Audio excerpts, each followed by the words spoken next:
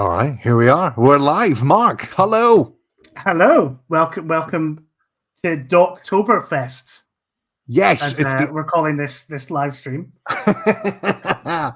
On the Time Lash's local group October meeting. Yes. This is the third one of these. That is 3 more than I thought we were going to achieve, but here we are. This has been a wonderful and successful wing of the On the Time Lash Empire. How are you doing, Mark? How are you doing on this fine Monday night? I am doing very well. I've been immersing myself in John Barrowman this afternoon for a work thing, and you should never go full Barrowman. That's the It's been interesting because I've been looking back over some old interview clips of him. Yeah. And it's not that kind of like, you look back at old Louis C.K. routines and you see the real guy kind of coming. None of that kind of stuff.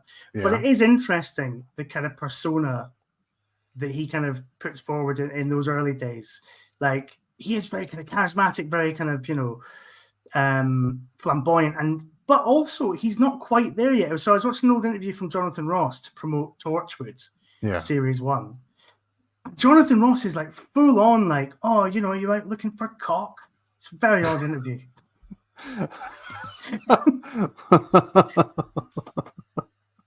it's like it's Ross that's being the naughty boy, and sort of Barrowman's trying to behave because I guess he's leading a new BBC Two primetime sci-fi show. I like seeing. I hope I say this in the right way. I like seeing camp celebs before they're fully formed in old interviews. You ever seen the pilot of Supermarket Sweep where Dale Winton is trying to be a fucking alpha male? Like it's not the Dale Winton that we know and love. It's like this Dale Winton father of 3. I don't know. That's the kind of persona that he's trying to give off.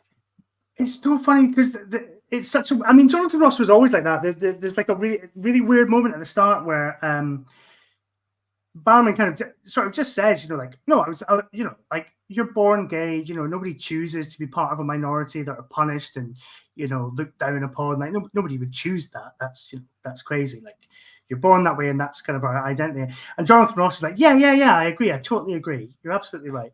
5 minutes later, it's like, oh, well, gay men in relationships, you allowed a little backdoor, like cheating around, shagging about kind of stuff. What iteration of Jonathan was this? Was this like the BBC it was 2006. Show? Right. Was that when he had 4 puffs and a piano as the musical? Indeed, guest, it was. Yes. Just hold the thought for a little second. Yeah. Our first, I'm going to take my background because I am having a little weird. That's better. Yeah. Well, we should explain. So you had a beer hall there because I was briefly in a beer hall, but I'm back home now. I have Spitaki Greek restaurant on Claremont Street in Edinburgh. Yes. Which was the site of the old Claremont bar where we first went to the Doctor Who group.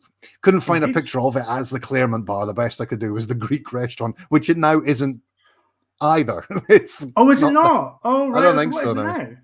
I don't know. It was I can't remember. It's like another bar kind of fucking. Right. Okay. I'd go looking for it. I can't remember. It's I got funny this that I picture recognized it. Yeah. Pre-show, I recognized it just by kind of the little sort of block of flats just in the corner. Yeah. There's just something about that. I was like, oh yeah, I recognize that street. Yeah. David, hello. Good evening, chaps. Is Richie going to fail to pour a pint of Guinness this time? Richie isn't going to be with us. He's off doing some he's doing some filming work. So, and actually a few people kind of called in and said they weren't able to join us. So it might just be a very small, very perfectly formed. And I say small and perfectly formed. And with that, I don't know if you had a little bing there. I didn't. Not just one Reese brother, but both Reese brothers have joined us. And I'm going to pop on. Welcome, Jackson. And welcome, Dylan. Jackson looking radiant, Dylan looking truly stunned that he appeared on camera there. That was. What am I doing here? What are you?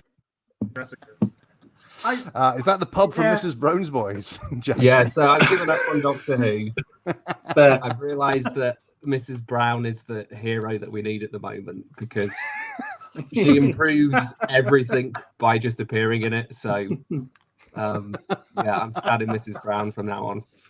Of course, Ross T. Davis doesn't like Mrs. Brown's boys because Why not? Mrs. Brown isn't really brown. In fact, it's a very white cast, isn't it? Yeah, it's Very a very white. white cast. There was two ways that joke was going to go, and I think I'm glad it went that way and not the other. Yeah, could have gone horribly wrong. How you all doing? Fantastic, living the dream. Good. Mark was just telling us why he was obsessed with John Barrowman all day today. Oh I'm yeah, obsessed with John Barrowman every I'm writing day. an article. I'm writing an article about 10 things you didn't know about Captain Jack, and I'm like, and basically the opening salvo is, look, we all know a little bit too much about John Barrowman, but what do we actually know about his fictional alter ego? He had a daughter, he had a grandkid that died, right? That died, yeah. TARDIS Wiki names Captain Jack's grandson as the first on-screen child death in the Doctor Who universe. So there you go. That's what a dubious honour.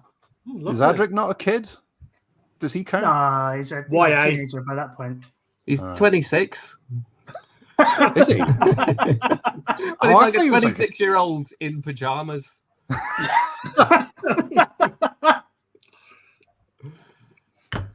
I mean, he's a kid in terms of role play, yes, but I don't think he classes as a child. So what else do we know about Captain Jack? We know that he can do dirty things with a stopwatch, apparently. I've never understood that gag, but maybe I'm just not very sexually experimental. Yeah, well, I mean, I'm not saying I am, but I didn't understand it either. But when I showed up to Torture Garden with the stopwatch, everyone was like, "Why have you got a stopwatch?" Maybe it was like a And nothing sexy else. Bernard's watch thing. just holding a stopwatch. Maybe it was like you remember the series Bernard's Watch? Maybe it was like a sexy Bernard's watch. Like rather like Is that your rather than using Halloween it costume this year? Just asking everyone to remain still as I move around and grope them. Okay, I'm sure. It's a good job that Bernard's Watch got cancelled before he hit puberty, because that show would have taken a very dark turn. That's all I'm saying. If you're taking a stopwatch to bed, isn't that implying that you've got issues with being premature, and that's why you're using the stopwatch? I think that's a technique that you use. So, Captain Jack not that impressive. Captain Jack is exactly the sort of person that he's given it all that, but actually, like, he jizzes really quickly or can't get it up. Yeah, I'm having so much sex. I'm Captain Jack. When everybody's talking about Captain Jack, they're like, "Did he? No, it didn't happen." Why are you writing this article, Mark? It doesn't feel timely and zeitgeisty to be writing. You would be surprised. People will lap up any old shit. I need the money. That's largely why. Somebody asked me to do it. Said I'd do it. Did John Barrowman ask you to do it? Is that he did? Yeah, it's PR for his third career revival after the SAS debacle. Oh, the debacle, yeah. What did he do? Has that gone out? Footage of him? Yeah, I think it did go out last weekend or the weekend before. He just ate some tofu and felt a bit sick. Yeah, I mean, I think what actually happened was he shat it because of what he'd have to do, and he was out potless. Do you remember Peter Davison was on? I can't even remember what it's called, but I'm going to call it Fatty Farm. And it was like a bunch of celebrities that absolutely love sugar, like kind of chubby celebs, went to work on a farm and were cut off from having any sugar.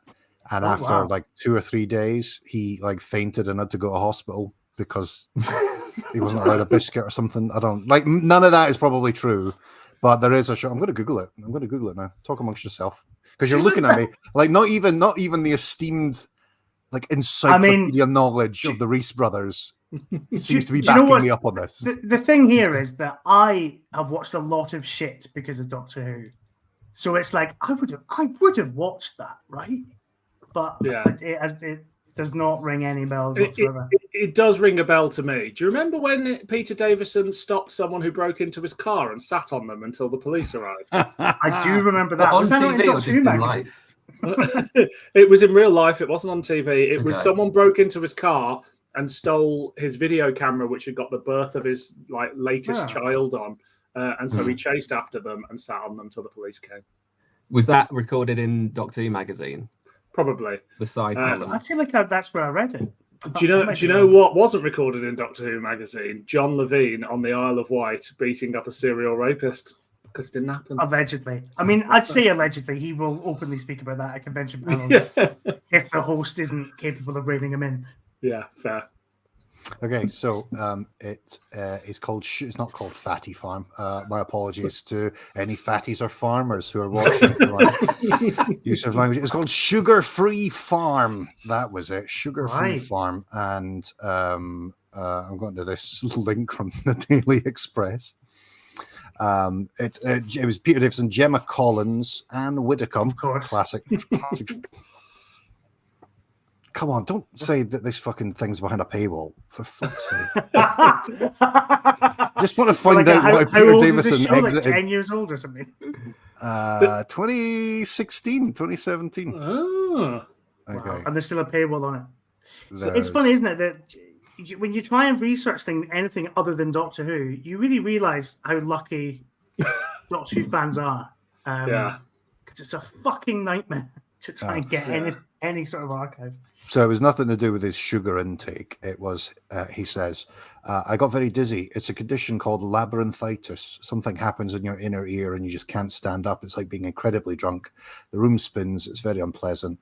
My parents ran a sweet shop. We had mice because of all the sweets, and they would nibble the ends of bars of chocolates, which then couldn't be sold. So my father would say, if you cut off the ends, you can eat them. So that was...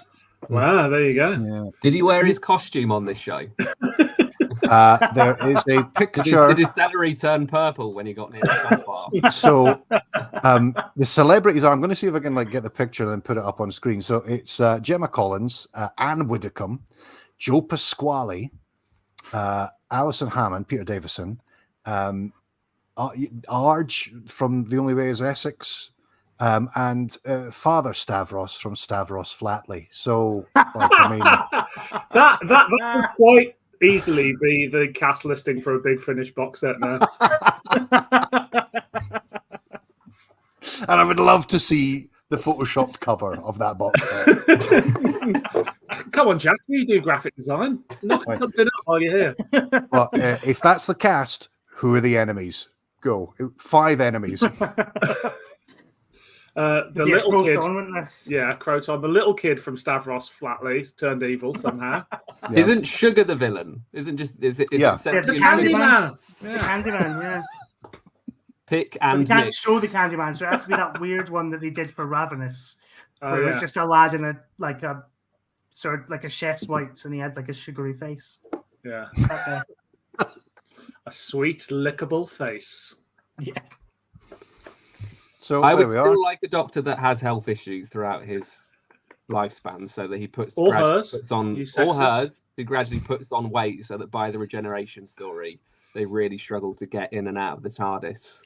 The first doctor to die of diabetes as his regeneration. Finally, a relatable regeneration story. Yeah, just like it'll be. Like, it's getting near a cliffhanger when he's got to eat a biscuit to sustain the energy. Yeah.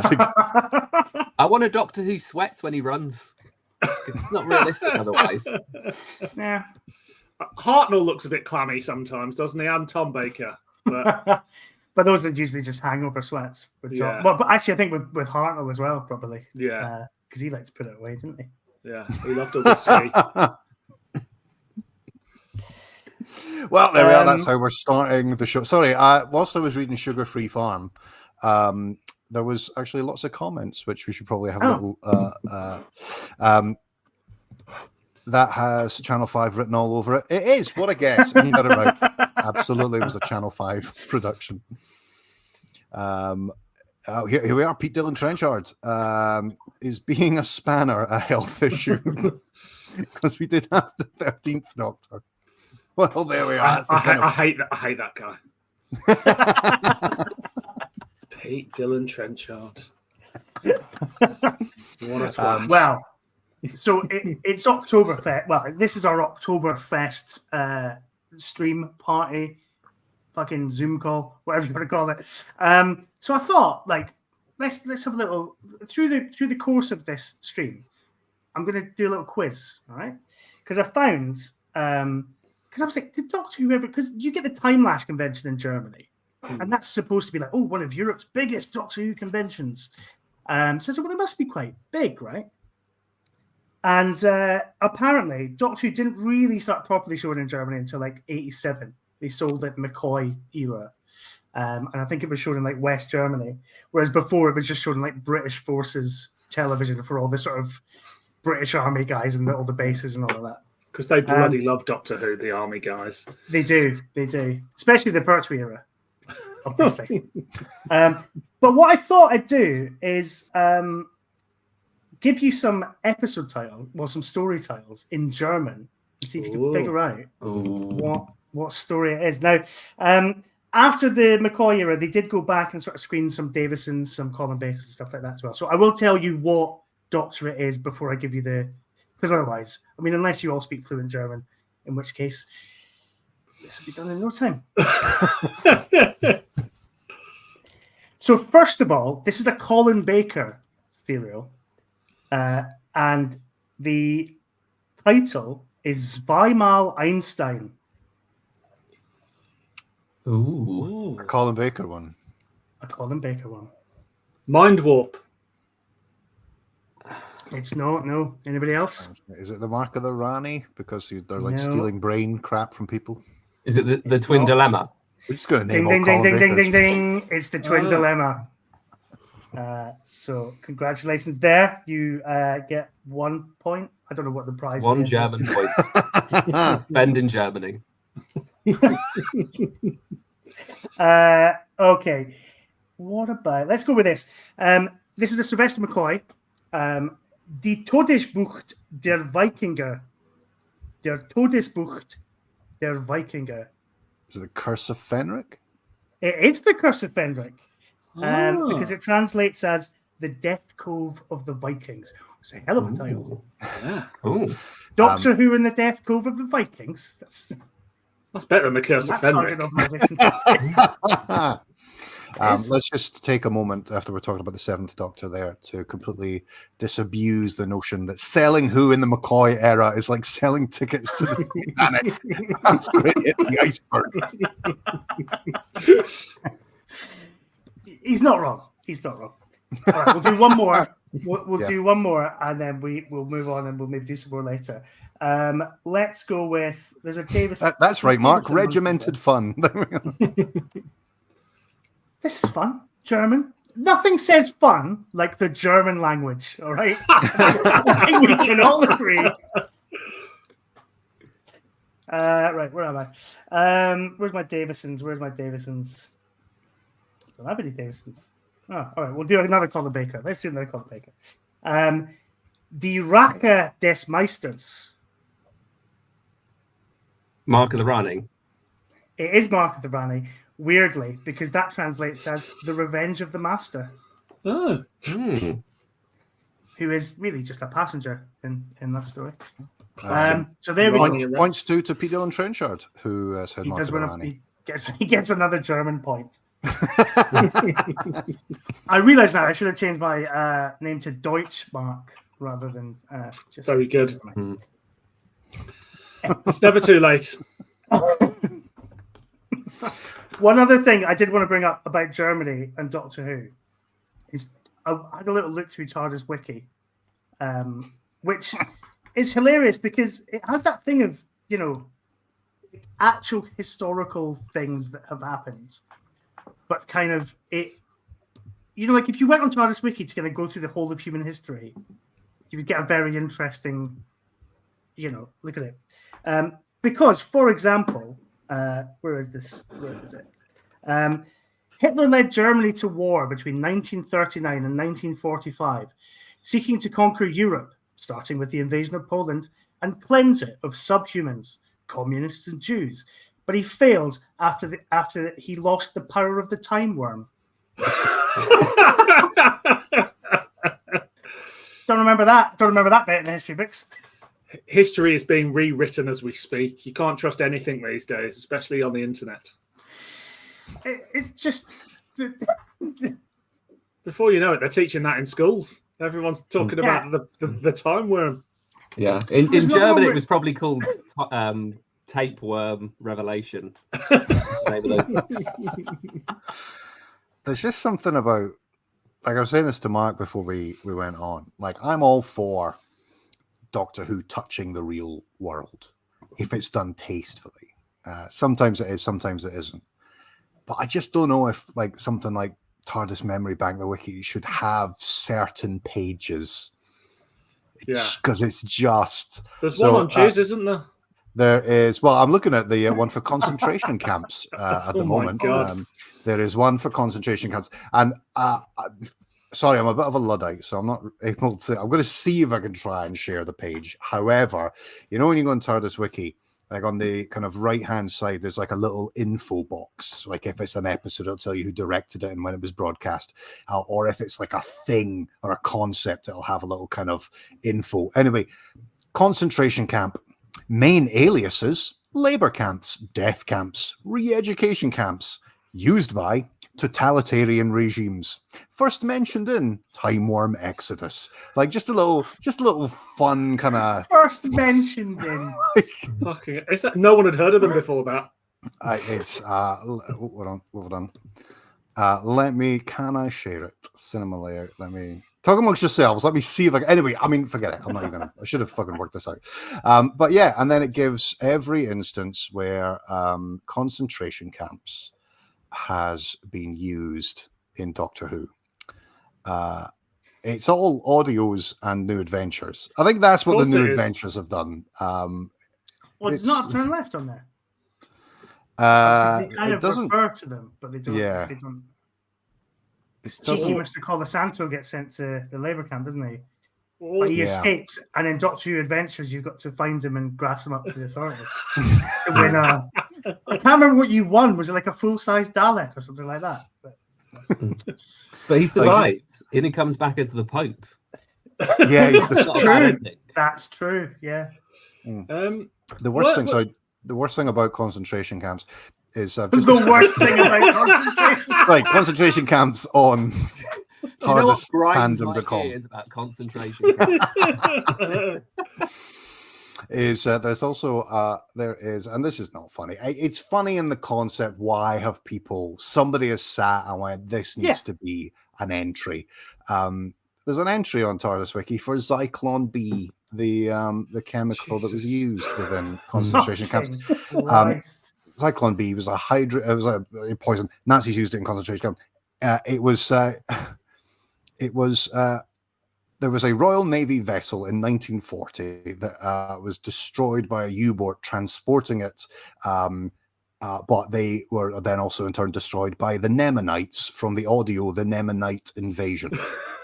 And I was like, that's got to be a fucking BBV thing or something like that. I'm going to have a look at it. And no, it's a 10th Doctor and it's a 10th Doctor and fucking Donna just read by Catherine Tate audiobook. And it's like, aren't they aimed at children? It was also written by David Roden, who wrote Dimensions in Time. Yeah.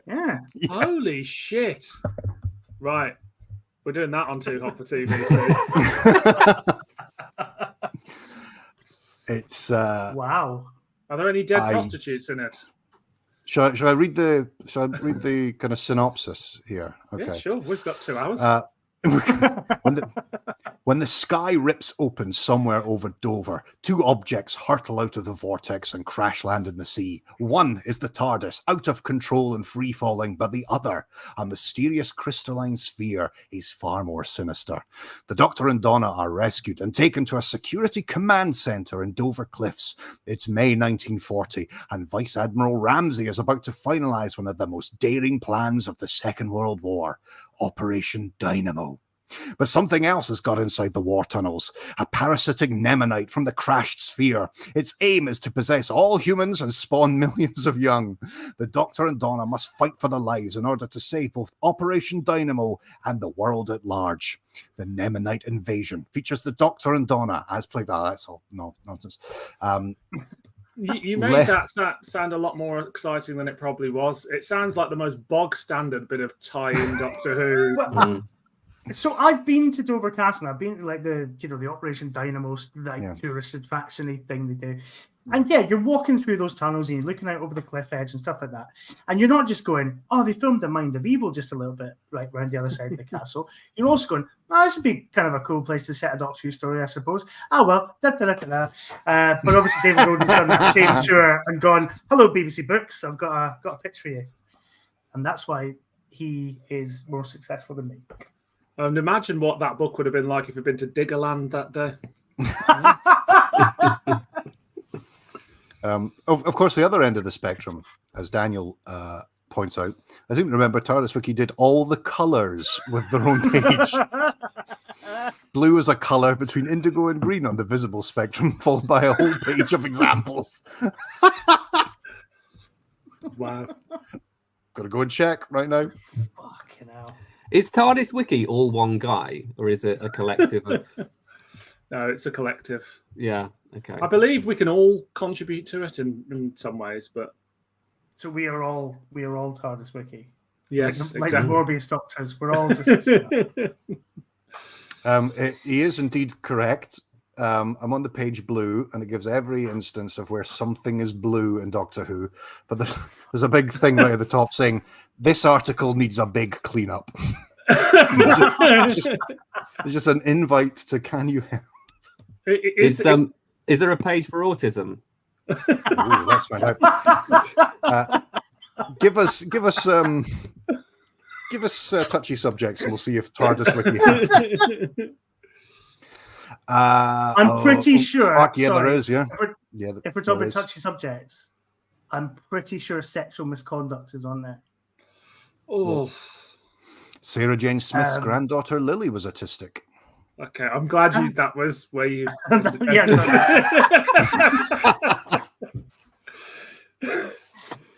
those New Adventures novels. The Doctor travels forward in time to meet Sarah Jane's granddaughter, who's 27 and a massive nonce. So what did you say? Sexual misconduct. Sexual misconduct. Because the only reason I mentioned it is because I was looking at John Barrowman's TARDIS Wiki page earlier on, and there was something like due to the sexual misconduct allegations, and I swear there was a hyperlink on sexual misconduct, but I might be wrong. 73 yards. There's sexual misconduct in there when the companion lets a woman get raped. Yeah, I've I did have a little look there for the old sexual, and the old sexual, the old just typed in sexual there, and it's a bit eye-watering. The fucking searches that's returned. I think we're beyond the point of humor in the subject at this moment. Lovely. Wow. Although it has been pleasing Mikey Smith. He is in fact hard for this. So good. Hello, Mikey. Hello, panel. Like he's about to stand up and go, hello, this is a question for everybody. Well, I say it's a question, it's more of a statement. What's your favorite monster? Oh, guys, I've got a breaking spoiler for the next season of Doctor Who. It's not really a spoiler, but I mean it is. It's about a returning character, but it's a returning character from the previous season, so no one cares. So spoiler warning: if you care, turn off now. Yeah. What is this an official thing? No, this is from Doctor Who magazine. Someone's just DM'd me. He said, calling me an anonymous jippo. Roger Apguilliam is back in season 2. There we go. Oh, fucking yes. Oh, yes. Good God. I thought it was going to be one of the space babies. Ernie? Was Ernie a space baby? I'm pretty sure Ernie was. No, Eric. It was wee Eric. Eric, that's it. I knew it was the other one. I can see the thought process. Yeah. Sorry, I'm just going to welcome to the stage Pete Gillen Trenchard. Hello. He's back from the dead. This is way better better than Roger Rapp William. We've got actual John Pertwee. Mikey has said, "This is the news we needed." I don't know if he means Roger Gwillem or PDT has joined the chat. You never see PDT and John Pertwee in the same room, do you? It's very true. Thank God. I thought does Roger the P Rapp stand for Gwillem- Pertwee? It does now. I thought that was kind of a given that he was coming back at some point. Yeah. I get because 73 yards ends with this kind of like thing of like, oh well, that was all averted, but then also maybe it wasn't averted, and I think it was like kind of one of those things that Russell's kind of just like, I'll leave that open if I want to come back to it, and clearly he just went straight back to it. I don't find a power mad Welshman believable. Did we see Carol Ann Ford in the news yesterday talking about how she really That was weird. Yeah. Yeah. Because she says that at least once every 2 to 3 weeks. Like anytime any of them are at a convention, they get asked, "Would you like to come back?" "Oh yeah, I'd love to come back." To be honest, my nan used to repeat herself a lot in her 80s as well, so you know. But yeah, why are there? But did your nan have the ear of the Radio Times website? You know, that's she was. She read a TV Guide or whatever it was, one of the cheaper rags. Yeah. TV Quick. That was it. Yeah. I just realised actually PDT stands for Pertwee Doctor Third. Thank you. Good night. I mean, it could have at least gone for Pertwee Doctor 3. Well, yeah, isn't it Pertwee definitely? Thucks. He thucks, but he doesn't swallow. He thucks his own, if Leslie Phillips is to be believed. Very true. Really? Oh, how do you not know about this? Yeah, John Pertwee could apparently suck his own cock. That was That's his how he got party the trick. list. Wow. According to Leslie Phillips in his autobiography, he used to put his leg up like that and sort of swing it back so that he could get it in his mouth, which I think explains Pertwee's chronic back problems from sort of the 1970s to the end of his life. Huh? So I think it checks out, really. Is it true that he only got cast because Barry Letts saw him doing that at a wedding? It was like you know those cup and ball kind of games the kids have. Like, as opposed to David Tennant, who has so many children, he's just got a mound where his knob was. This has got salty, and it's only 4 minutes past 8. Fucking hell! He's just worn it out. Moving on. Well, shall we have some more German quiz then? Shall we? Well, no. I was gonna ask Dylan to bring back a topic that the Dexessio Funmaker gave us last month. Collections. You know what? I'm gonna actually bring up the actual question. It was basically, what old shite do you have? How big? You know, do you have like? And I know you have a lot of stuff. You have a lot of Doctor Who tat that you've collected over the years. And also, from that convention that we were both at together, I know you're kind of amassing a new collection. I'm amassing some Dapol, but with quite. I mean, it's behind me, but I don't know whether you can. I don't know whether you'll be able to. Can you see a bit of Dapol in the corner? That camera. Yeah, I'm not wearing any trousers. But yeah, there's a load of Dapol there. I've got all of the myth makers over there. I've got my new bit of shit. Hang on. Oh, well, it's arrived already? No. Oh, fuck. It has. Oh, wow. Wait, I'm gonna solo layout you. That sounds like a threat, but I mean, I'm gonna just make you the biggest on screen so that we can look. Okay. Wow. That looks a lot better than I thought it was going to. But what did you think it was going to look like? I don't know. I thought it'd look cheaper. No, how fucking dare you? Very nice piece. Do Do you so know it's what? an actual prop, isn't it? Well, it's not. It's not like a real one. It's just a replica. Ah. I haven't bought something from the 60s. This would have cost me about £4,000. Does it fit? No, my fat head doesn't go in it. Damn it! I mean, I didn't want to say it when I saw it, but I was like, did its head the wrong shape for that? I feel like I'm doing show and tell here now. Okay. Mikey wants you to try. So no, it doesn't go on. It doesn't go on. Not with that. Get Daisy in the room. Put it on her. Well, fuck this. Hold on. There we are. That is good looking. That is nice.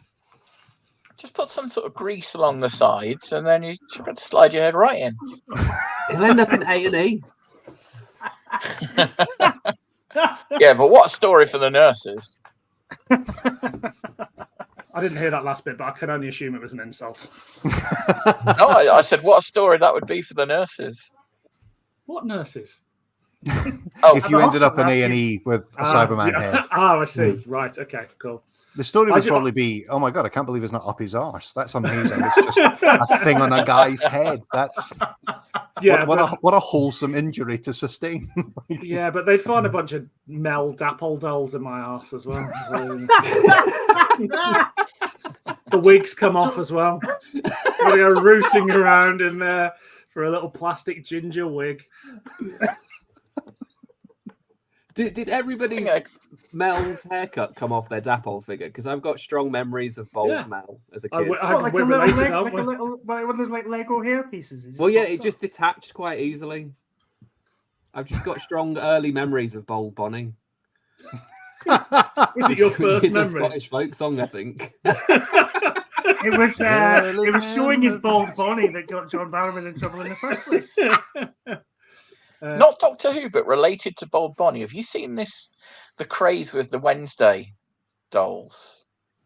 No. There was a news story the other day. Jenna Ortega has had to come out and say, "Look, can you stop doing this, please?" The sort of plush Wednesday Addams dolls, and people have been flipping over the fringe so that she's bald, and there's videos on TikTok of just like entire shelves of bald Wednesday Addams dolls. Again, quite wholesome. I thought it was going to be a terrible story, but with holes where people have put their dicks. Perfect. Thank you. Brought it back. Yep. That's right. Also, Derek asks, I'm going to put this to the group. I think. Do you buy any old site? I guess any old site when it comes to Doctor Who, because I feel like we all go through that period where you do buy any old shite. Yeah, but not anymore. And for me, it was when the series came back. Yeah, because I felt I'd missed out on something. I mean, I don't know, because I had my parents moved house and I had to get rid of basically everything. It all went in a big skip, so. After that, I've the spell was broken. I'm never going to buy any old tap. Yeah. I tend to go for I'll get into a thing I'm going to buy all the new adventures, and I buy all the new adventures. I'm going to buy all the myth makers, but I'm not interested in the Doctor Who pencil case or every issue of Doctor Who adventures or anything like that. But I am a serial collector of I've got every Celestial toy room from the 90s just because I felt like I had to have them. I don't know what's wrong with me. I need help. I've got the figurine collection. I do have that. The whole thing? Pretty much. I think a few of them have broken, but generally, yeah.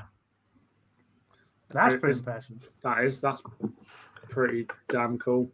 Because the figurines, it was one of those things that when they started doing them, I was like, I know if I get into this, it's going to be a very expensive hobby. And also, it's not like the old days where, you would come out of high school, go to university, get a job, and then you would be in that job for the rest of your life, and you would probably be in that house for the rest of your life. We don't live in those times. I've moved around a lot, and I know it would just eventually things would get broken. And so I've only kind of got little... a few ones that mean something, like sort of monsters I like, or cats like. So obviously I've got little cheeky Borads. Oh, nice. There he is. Nice. You well know? done. Let me solo you, Mark, so we can see. Yeah, he look is. at that. Although it's not quite focused, but yeah, that's the boy.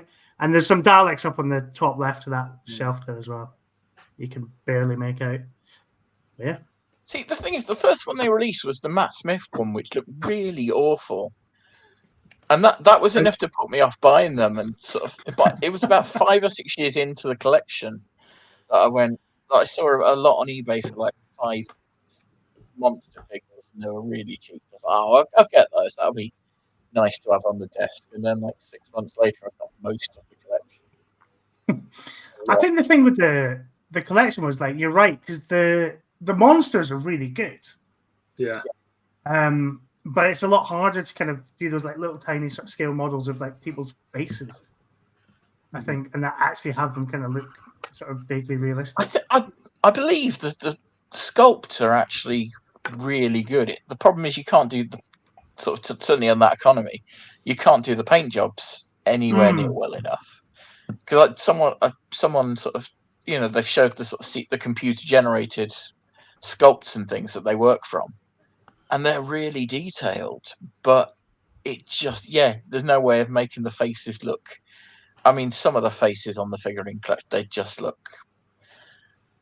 I'm not even sure what the politically correct term is. Let's put it that way. See, I peaked in 2005 where I just wanted to buy everything related to Series 1 and then never got that again after that series. So I bought the walkie-talkies where you could talk into Eccleston's crotch. And then I also bought the first ever remote control Daleks, which were 2 normal size ones with a Rose figure. And everybody complained that they just broke after like a day of using them.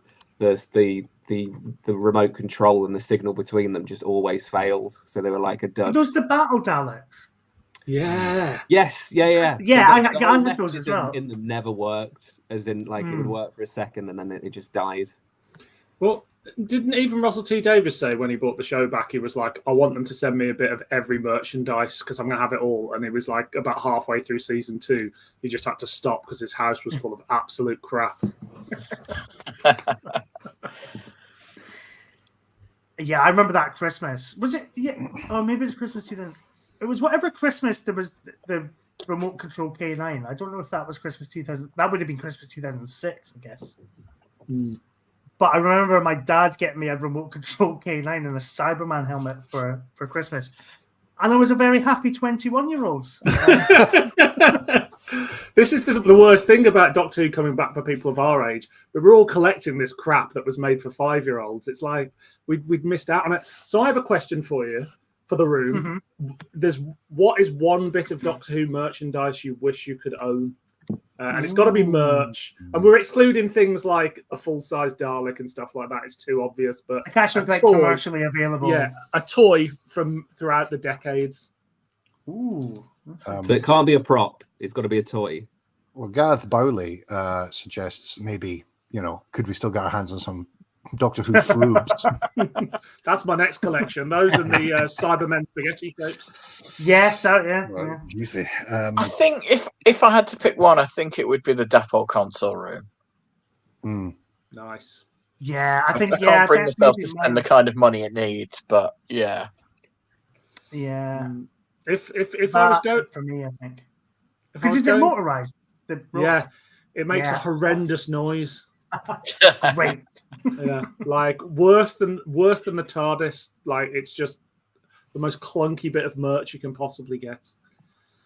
I mean, there's so much of it is come-buyable now. So I'm trying to think like what would be a truly special. Do you know what would be great? Do you remember that TV movie Cake that was in Doctor Who magazine? When the TV movie came out, there was just a cake with the logo on, and I don't think it ever happened. They only created a prototype. Yeah, that's what I want in my life. A 26-year-old cake. You got a wedding coming up. There's 3 tiers of Doctor Who cake from 1996. I remember it in the what was the guide the book guide to toys that David Howe wrote. David J. Howe. Oh, the special toy box. The transcendental toolbox. Transcendental toy box. That's it. Yeah. Can't say that anymore. It would describe 60s Dalek merchandise. Like it would be called something like a Dalek anti-Dalek laser gun, and all it would be a generic space gun that they just put a picture of a Dalek on the packaging. But stuff like that really appeals to me. Yeah. Oh yeah. So maybe maybe a Dalek playsuit like from the 60s. You'd look good. Oh, the smell of PVC, really shit, but also quite cool to have. But the patchy brown really hard to get. I'm with Jackson. I think I'd like. Remember in 2006, they had like the Doctor Who action car, and it was just a sports car with a Doctor Who logo on it, or that Doctor Who helicopter. Yeah. Yeah, I would. That's the thing. Like, you probably can't get them now. There's probably a storeroom fucking full of them somewhere. I saw one on eBay the other day. They saw one on eBay. It was about 100 quid. That is ridiculous. Yeah. That I'd pay it. And it wasn't even official merch. It was just some it was bootleg thing, wasn't it? Like Doctor Who's Switchblade. Switchblade with the logo on. Well, the 2005 logo is perfect for that. Well, the 2005 logo, it looked like the fucking top of a taxi anyway. Yeah. So, like, can you not where was the Doctor Who black cab? That's what I was. Or for the diamond logo, they could do ninja stars, couldn't they? Something like that. That'd be good. What would you get? What would you get, Dylan? Do you know what I really would want at the moment? I don't know why, because I never play them. I'd love the Doctor Who fruit machine.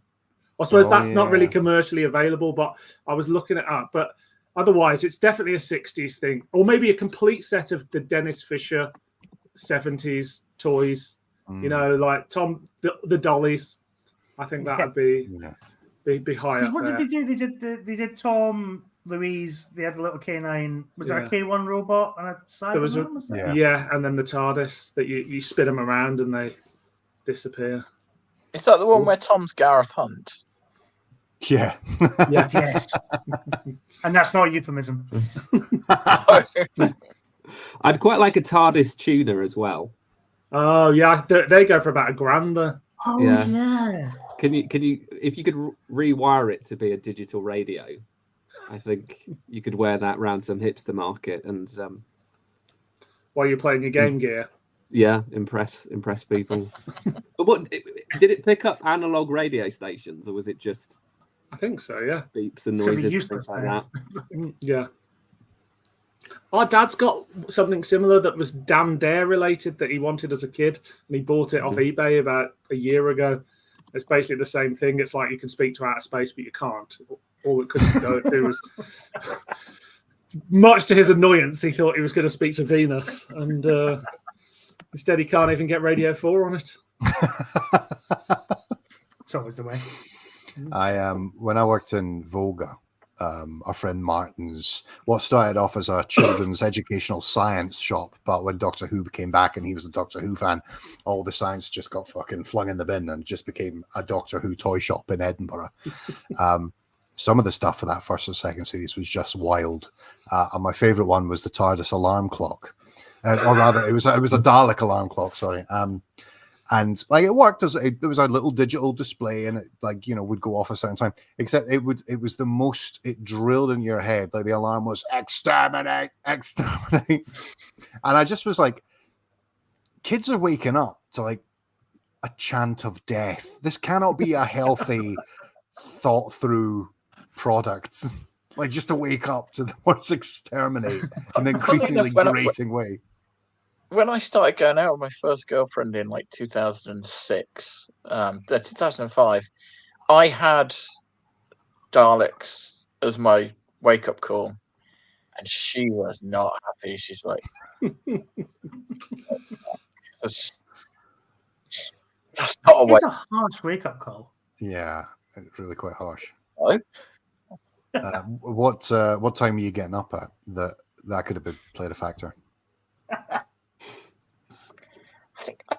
Well, I was at university, so as late as possible. In which case, what's she moaning about? Yeah, exactly.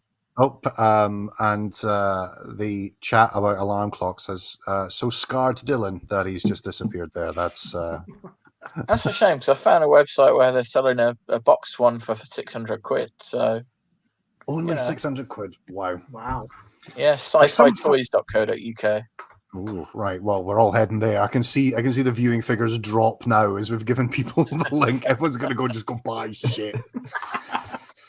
God, they've got all sorts. Yeah, they've got like this Menoptera badges and things, and from 65. Wow. Yeah, those a mate of ours, Colin Young, has a few of those. I think his mate just like replicas of them. Well, Colin Young is incredible. Firstly, he's a very nice guy, but secondly, Colin Young's house is just absolutely stuffed with everything that we're talking about. Like, you walk in and it's just Doctor Who stuff piled everywhere. He has the servo robot from the Wheel in Space. What? He's got the actual servo robot prop from the Wheel in Space. He's got a Mondasian Cyberman and is it a Menoptera as a tattoo on his back. Yeah. Oh, hang on. Did he buy the servo robot off Ian Levine? Possibly, because he is mates with him, I think. Yeah. Because Ian was started doing Wheel in Space, and I think it was the servo robot where it's like, yeah, it does actually move like that because I used to own it. So yeah, possibly then. But Ian, it doesn't move like that because it's got you in it, not the little boy that played the servo at the time. Is it worth less because it's been owned by Ian Levine? Is that a thing? I don't know. He was looking to sell it, Colin, a couple of months ago, maybe a year ago. So I don't know if he's still got it. It's probably a good job Dylan's just drinking water tonight, then otherwise he'd be laughing at it, buying it. You round the guys. Oh no, this is vodka. Oh, okay. In which case, you want Colin Young's phone number? Yes, please. How does Daisy feel about your new cyberhead? She hasn't seen it. She's got a bad back, so she's up on the sofa. Just snuck it into my man cave when she wasn't looking. Fuck yeah, now. Well, there's another interesting. The Astro gun. Sorry. No. That website, the Astro Ray Dalek gun from 65. That's just a crappy gun with Dalek. It's boxed. Yeah. How much do you think it goes for? 50 quid. 600 quid. Couple of grand. Higher. What, higher than a couple of grand? 5 grand. Oh no, I didn't hear yours, Mark. Lower than a couple of grand. Okay. £999.99. It's 1,500 quid. Wow. Jesus, wow. You could buy a Dalek for that. Huh? Could you? Yeah. Not a screen one, probably, but not a screen one. But if you look on eBay, fan-made decent ones come up for about 1,500 quid most of the time. It's only the Planet Earth ones that cost more. I mean, I've still never had the bottle to fucking spend the money. But thing is, I'd love to buy a full-size Dalek, but first of all, Amy probably wouldn't let me. Second of all, if she would let me, there's just carpets everywhere. How the fuck am I moving a Dalek across carpet to get it to where I want it to go? That's not happening. They can go upstairs now, you know. Nah, Dylan, doesn't part of you, now that you've got the head, don't you want to kind of get the rest of it? No, I'd rather have a selection of heads, I think. Okay. Oh, Colin Young's got a selection of heads as well, and doesn't Martin as well? Our friend I think Martin. he does. Yes, he does. Yeah. Selection of cyber heads. It's been a while since I've been around Martins, but yeah, I think he does. Yeah. Oh, they're taking the piss now. Go on. You know the stickers the stickers you got in 2003, the Doctor Who 40th anniversary that they'd slap on the DVDs? Yeah. Oh yeah. With the Ruby logo. One of those stuck to what looks like a bit of envelope. 15 quid. Fucking hell. Wow. Jesus Christ. How are people's partners with their burgeoning Doctor Who collections? Because I'm looking at Dylan, I'm looking at Mark. You've got quite considerable amounts of stuff prominently, barefacedly displayed in the background.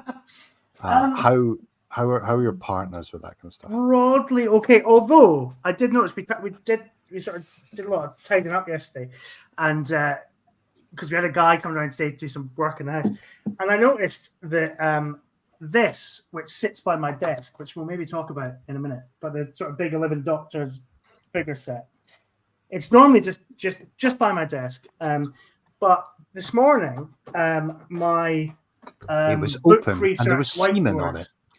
My whiteboard that I'm using to kind of plan out book research, which looks a lot more kind of grown up and sensible, was just sort of tucked just like right in front of it, just hiding it from view. And I didn't do that. I know that much. So yeah. And also the other day, we were just in, because this is what would be a dining room if I was a grown man. And so the kitchen's just over that way. And we were just chatting, and Amy was just like looking at all the books and all that, and just like, do you not think that just looks a bit messy? And I was like, no, it's fine. Because I've kind of got books stacked up on books and different shelves, and yeah. But, you know, it's how to put it all on the shelves.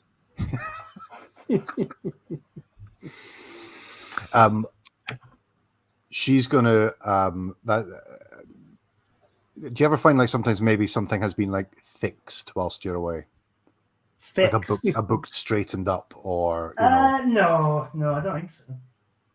No, I probably wouldn't notice, to be honest. But see, I buy a lot of novels, not Doctor Who novels, but the trendy hipster thing to do is that you order them by color. Yeah. So lots of books that are like red, blue, and green and pink. But the idea of doing that to a Doctor Who fans collection is tantamount to abuse. Really.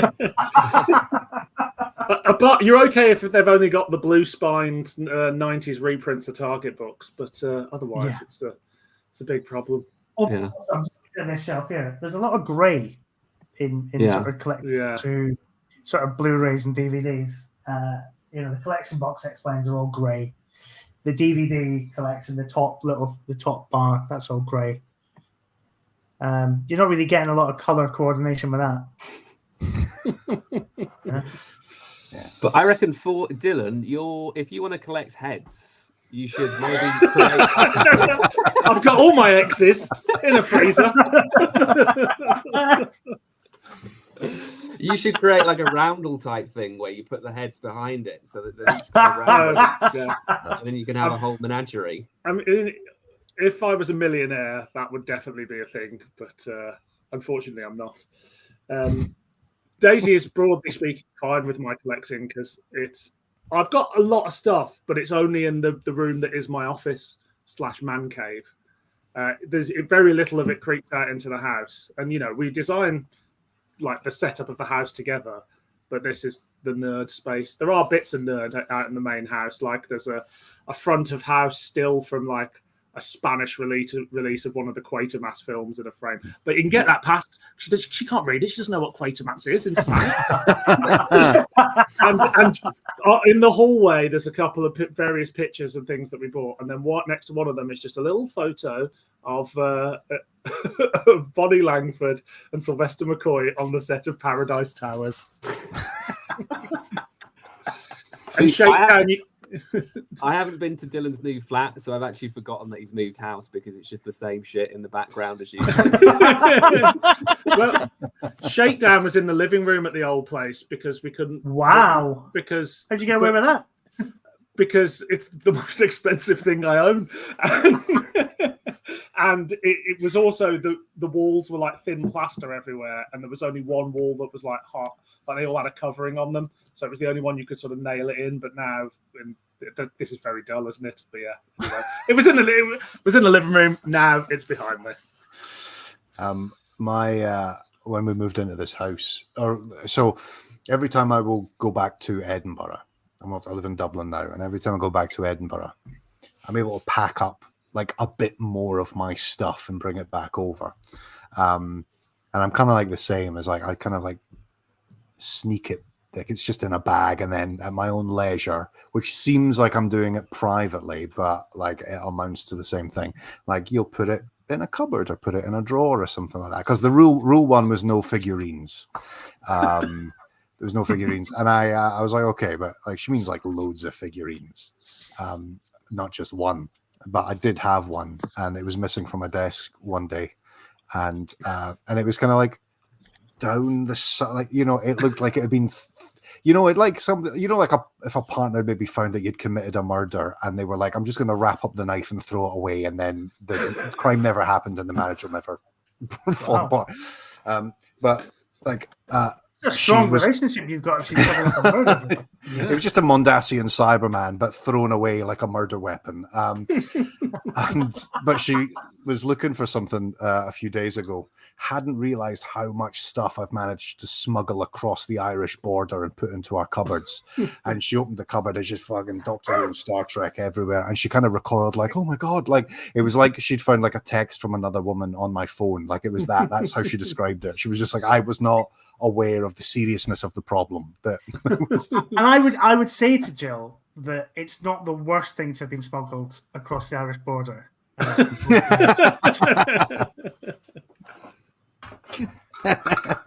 Well, touche. Northern Irish troubles there, you know, very topical. Everyone's got to face up to their past for a happy marriage. Is there a TARDIS wiki for the Northern Ireland troubles? Probably. Find out.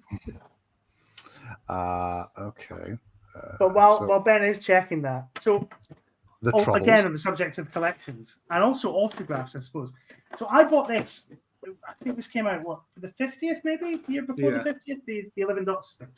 And I got it signed. So I've had it signed by. Right. So hang on. I keep forgetting the right. So Davison. Yeah. He signed it. You know. We've got it signed by. Hang on. There we go. Colin, Sylvester, Paul McGann, David Tennant. Right. Nice. Now, hold on. Let me open it up again, Mark. Sorry. Let me put you full screen so people can see. Oh, there we go. Right. Wow. So this is like you know the pride and joy, I would say, although it is a bit tattered from all the moving around. But the main problem I have is who the fuck am I getting to sign the Hartnell, Troughton, Michael Troughton, Tim Treloar, and Stephen Noonan. That would reduce the value. You could just get Jacob Dudman to write in massive crayon over the whole thing, because he can do them all. I'm kind of aware I'm probably not going to get Tom. Probably not, because he does those kind of private signings. But you got to like send your item, and the cost involved is sending a box this size to Tom Baker's house, and then get it back again when I've got his autograph on a book and a signed photo. I don't think it's really worth doing. But I don't know. Maybe I'll just pin the signed photos in the flat. But yeah, John Coleshaw. Yeah, maybe. Yeah. But yeah, I don't know. Hartnell. Do I get Caroline Ford to sign it? You know, I don't know. David Bradley. Yeah. Oh, yeah. They played the same character. Cheeky. That is a bit cheeky. Yeah. I wonder how many pictures of William Hartnell David Bradley's had to sign in the last decade. You know, that's not me. Don't even know what a web planet is. I mean, you're never gonna like get Edmund Warwick to sign it either, like or even find his autograph anywhere that you can graft it on. Yeah. So someone posted on Twitter yesterday. Yes, and I didn't not going to sign it, is he? Old Richard Hurndall. Somebody posted on Twitter yesterday, in the Dominators, in all of the location footage, that's not actually Patrick Troughton. We always talk about Edmund Warwick, but who is it that's doubling for Troughton in the Quarry? Is it not? It's not Troughton. All his stuff is studio-based. You mean to tell me Richard Bignell has never figured this out? Yeah, where's the looking for... It must have done, surely. Pixley must have figured this out at some point, surely. I'm sure they have. I just can't remember their name, but it just came as a shock to me that we never... Like, we all know that Pertwee was doubled by Terry Walsh. Yeah. And we all know about Edmund Warwick, but no one talks about Patrick Troughton in the Dominators. That's mental. Hold on, I'm trying to find this out, and then we'll get to the TARDIS wiki page about the IRA. So there's a few things. The IRA was an organisation started by the Valeyard. There's that Rob Ritchie did the Doctor Who quiz book of the IRA, which had a little Easter at Hooverville, which is very funny. I got double for Doctor Who. Chris Jeffries. Oh, Chris Jeffries, eh? Who's who's got still alive? Event? If he was alive, they would have wheeled him out somewhere. That's true. I was getting another beer. Is he a timeless doctor? Is he a fugitive We're all doctor timeless now? doctors. Yeah. Okay, I can't. So, is there any information on whether he's still alive or not, PDT? I'm not sure there is. No. Anybody out there know if Chris Jeffries is still alive? I'd like to have him at my convention. The way you said, "Is there anyone out there?" was as if we were holding a séance to communicate with Chris Jeffrey. Oh, we've just got Patrick Troughton again. Oh wait, sorry, it was the Dominators, was it? The Dominators. Yeah. I'm looking for the. Okay, I'm looking for the Crotons. That's a classic rookie mistake. That They are the same story and look exactly the same. I did it in the Wheel in Space as well, apparently. Oh, really? Oh, this is.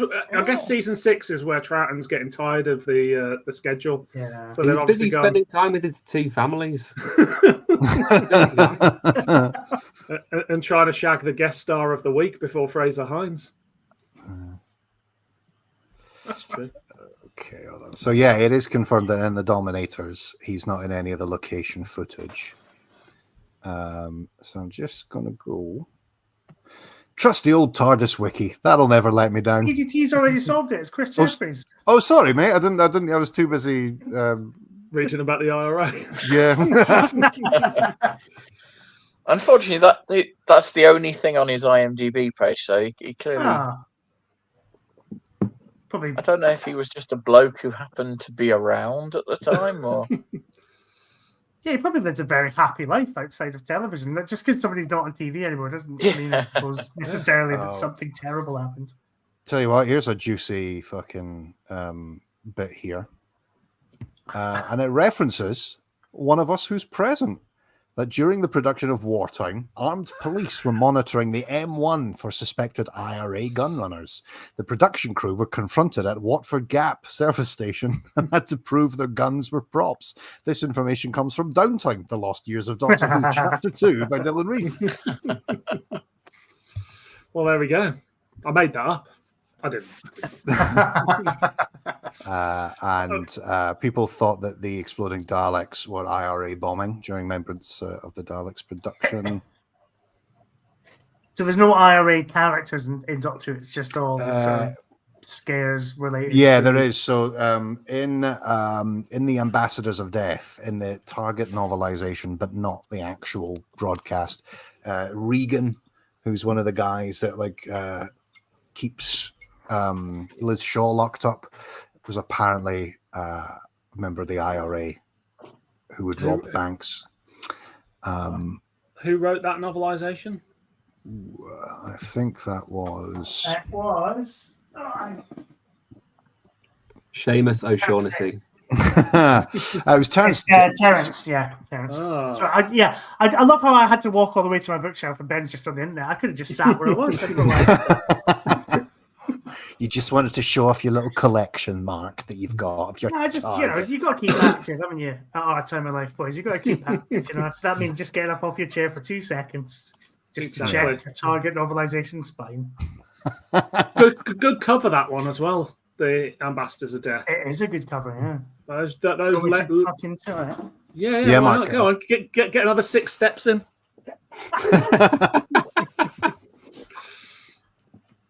Look at that. That is delightful. Very 80s. Lovely colours. Pertwee looks intense. Yeah. Has anyone ever taken that to the hairdressers and said...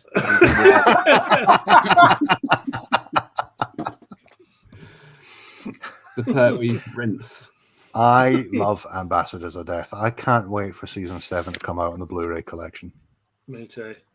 It'll never happen. But you know when they do a big screen showing of Batman and they have an orchestra playing it. I want a big screen showing of Ambassadors of Death with a live 5-piece band just playing that score live.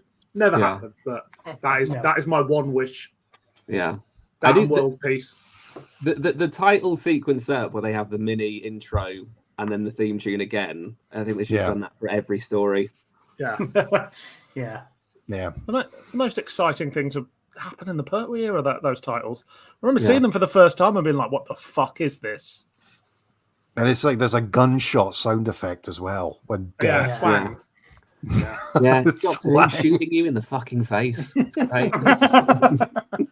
with his atomic Dalek gun or whatever, the anti-Dalek gun or whatever.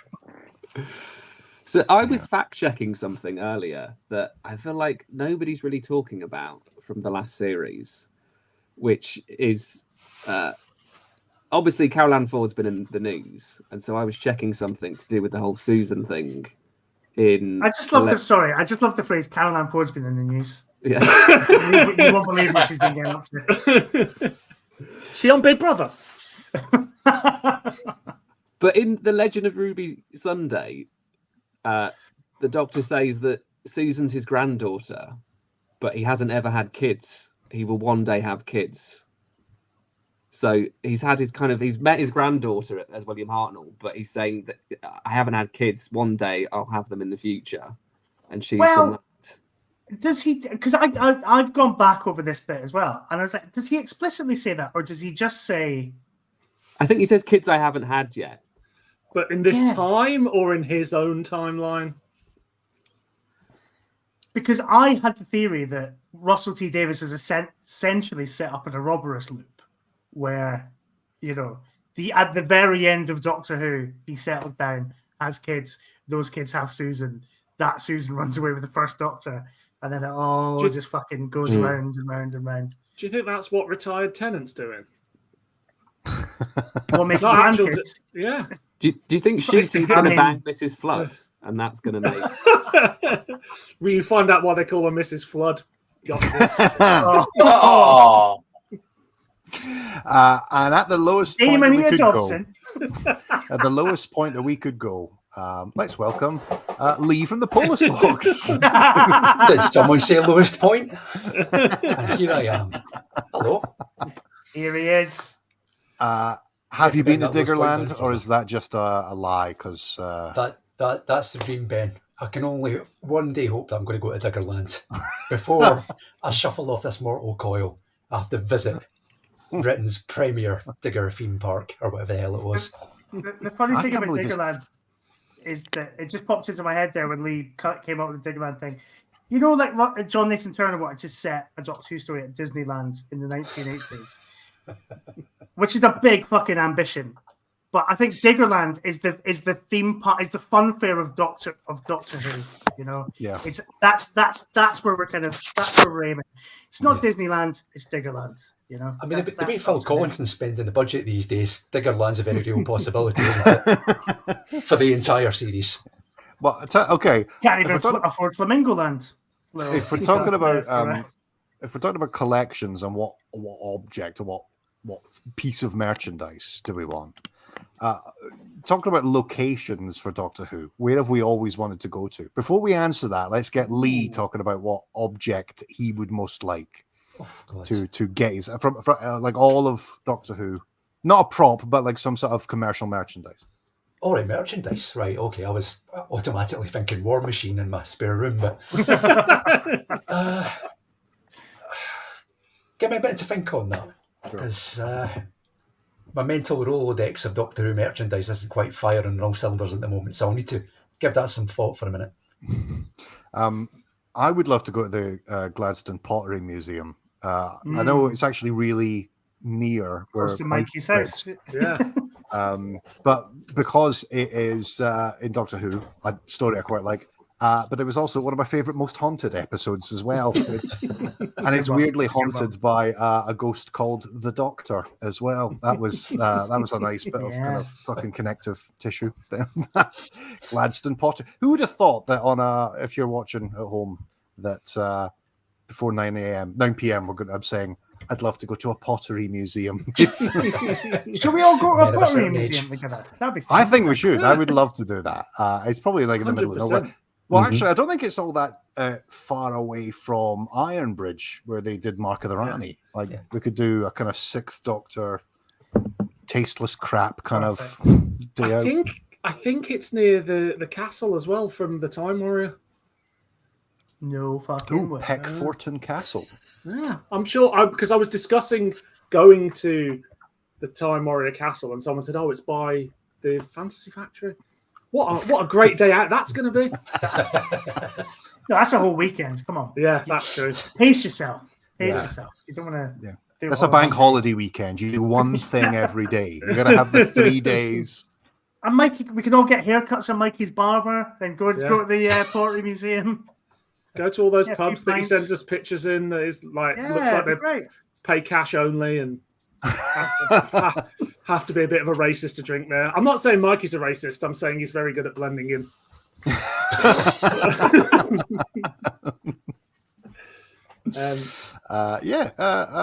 A sixpedition, if you will. And we could. Exactly. Very good. You know where I'd quite like to go? And I know this is maybe a kind of wanky answer, but you know that place in Spain where they filmed Smile? Yeah. Oh, that was really cool. I'd love to have a little wander around. Sophie's been there. She's been to a gig there. So I think it's like a big. It's it's like the equivalent of the O2 there, or like a big exhibition centre. All right, well, let's put on a screening of The Ambassadors of Death with a live score in that building. And it's a moneymaker. We'll all be rich. That's it, Mark. But the instruments, we're playing the instruments. We're the score. Yeah. I really want to go to the University of East Anglia, which is where they filmed Downtime, but nobody will go with me. That I think is. Do they have a film department? Because surely you could just engineer you going along to film production, and you'll be fine. That's a really good idea. I should have thought of that. Right. Okay. Great. Sorted. I think that is also where they filmed John Cleese's film Clockwise. Oh, right. You know, he's a head teacher at the start of the film. Yeah. And it's just this dreadful old kind of like brutalist architecture. Actually, I'm saying dreadful. I love brutalist architecture. Yeah, I've got a book about brutalist architecture, and the Downtime universities in there, and I'm just like, fucking brilliant. Don't mention Chili's though, or Sarah Jane. Those are little things. Was the house in Ghostlight, the exterior, a model or a real place? Ooh. Because I would like to see the exterior of that, but I feel like more fans would go to it if it was real. Yeah. Because the only thing I'm thinking of is the bit where there's the lightning strike, and it's obviously it's like just a still image that they've just put on a. But I don't know if that's a still image of a model or a still image of an actual location. Yeah. Ooh, so I'm just going to go on Doctor Who location guide. Yeah, the Gabriel chase is on. Let's do this. Do you ever go to the O2, Jack, and go, or any of you, for instance, in London, and think 30 years ago this is where they were filming Silver Nemesis? It's like, here I am. Was it? I didn't know. Watching Enrico and Iglesias. I didn't know this. Yeah. I went to see Nick Cave and the Bad Seeds there, and it was a genuinely religious experience. But I didn't know that they'd filmed Silver Nemesis, and that would have just transcended. That would have been it. If you walk the O2 late at night, you can still hear the ghostly sounds of Sophie Aldred shagging a Cyberman. I used to work in St. Paul's, and so I would walk down the street where Missy and the 12th Doctor had their confrontation. All right. Did you lumber down the steps like a Cyberman whenever you did it? No, I just walked to work. You can cross fandoms in that street because there's a Knight Rider lane just next to it as well. It's Paternoster Road. Sorry, the Paternoster Square is there. Paternoster Square, that's it. Yeah, but they never filmed there, did they? No. Well, now it's just a big corporate. That's where my current employer is, which is just a big corporate empty square. Well, it's where the restaurant from First Dates was, wasn't it? The UK version of First Dates.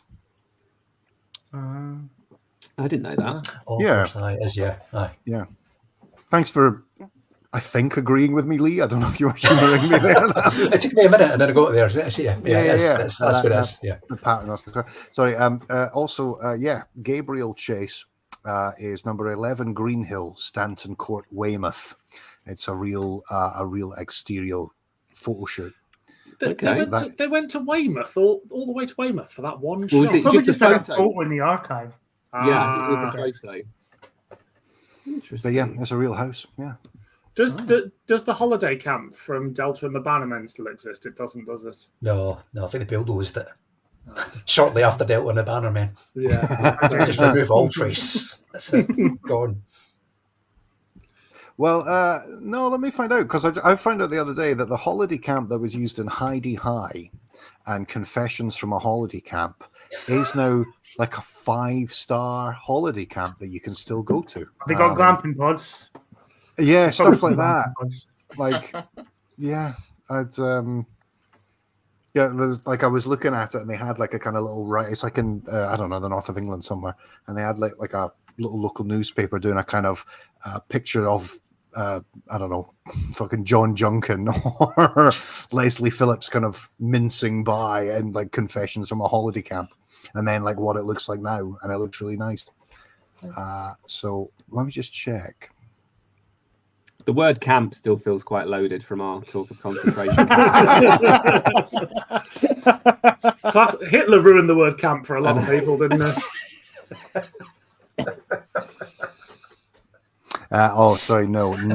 Nell's Point Holiday Camp or Majestic Holiday Camp is no longer there, unfortunately. I'm just listing places I want to go now, but I've hijacked this. I want to go to the bridge from Day of the Daleks as well. Yeah. There we go. That's it. Then my life will be complete. East Anglia and a bridge next to a canal. Oh, I've been to the bridge from Day of the Daleks. It's near enough to Ealing that you can kind of take an afternoon and go and see it. Like, there's you can't get access down to it, so you're just hanging out by a roadside where you shouldn't really be, where a pedestrian shouldn't be standing. How do you know I'm not an urban explorer and I'll sort of parkour down there? Because it's the sort of bridge where if you spend too much time looking down over it, people automatically think you're a suicide. Like, it's that kind of... Right. Oh, wow. I'd like to visit the caves from Underworld. Where are they? Caves from Underworld. Let's have a little look on. I love Doctor Who location type.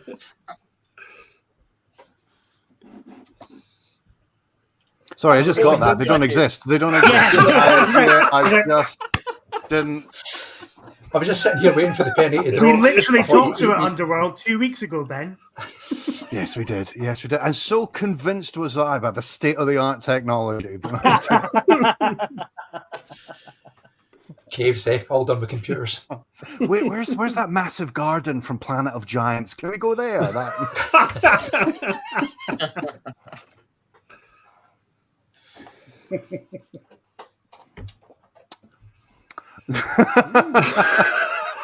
Do you want some more German quiz? Yes, please. I'm gonna have to go in a minute, so yeah, carry on with the Germanic. All right. Titles. This is a little too hot for TV round. Which Doctor Who novel was released under the German title Rückkehr der Sontarener? Shakedown, Return of the Sontarans? You goddamn right it was. Yes! That's 1 point to them. What a champ. What? Do you know what? I'm not going to say what Doctor this is because I think it might give it away. What Doctor Who story? Erdstos. Earthshock. Yeah, these are getting too easy. All right, it's a Colin Baker serial. Das Amulett. Time Lash. Yeah, where'd you get that? Yeah. Well, spot the good first year level German then. Fair enough. Because there's no Right, German. this is a weird one. This is also and actually, I'm not going to do this as a question. The Two Doctors was broadcast in Germany, under the title Android in Sevilla, which obviously translates as Androids in Seville. Androids? They've mixed up androids and androgams, haven't they? Yeah, it's a simple mistake to make. German fools. I wonder what language Doctor Who is best in, because there might be like a dubbed version that is infinitely better than the one that we get. Well, they dubbed the McCoy era. So Michael Schwarzmeyer is actually he's all the Doctors apparently. Michael Schwarzmeyer voices the 7th Doctor, the 5th Doctor, the 6th Doctor. Does he do Jodie Whittaker? Where's his Mythmakers? I'm hoping there's sort of variation in tone of his performance, and it's not just the same voice for all Doctors. Same guy. Just the same. Well, do they have to disguise it? But just in German, like Stock McKine. One of my favourite clips from childhood is from the Hartnell years, and it's The Edge of Destruction dubbed into Arabic, and it's just William Hartnell talking in Arabic. And I don't know, in hindsight, knowing more about Hartnell, that just seems quite funny. That's what I would have wanted. Finally, so this is a McCoy era story. Das Haus der Tausend Schrecken. The House of a Thousand Shreks. No. Ghostlight. It is Ghostlight. The House of a Thousand Horrors. Wow. The German title of Ghostlight. There's only like 5 horrors in Ghostlight, though, right? Yeah, there is. What I quite like, the German title for Survival is Der Tod auf leisen Sohlen, which is the death on quiet souls, or death on tiptoes. It's quite a cool title. That's less menacing, isn't it? That's the end of the quiz. So, who is the winner? Jackson. Perfect. Or as I've always known him, Werner von Ries. Vom guten Schleißen. Hair lip, he'd make a good Doctor. And your prize for winning this quiz, you get to colonise Poland. Hey. All yours, Jack. You can do what you want with it. I'm enjoying the ethereal green glow that's that is Lee at the moment. Yeah, it's like we've got a Rutan rather than Lee. Yeah. It's because I've got LED lights around the desk. I didn't realise it was quite so green, but you know, like Terence says.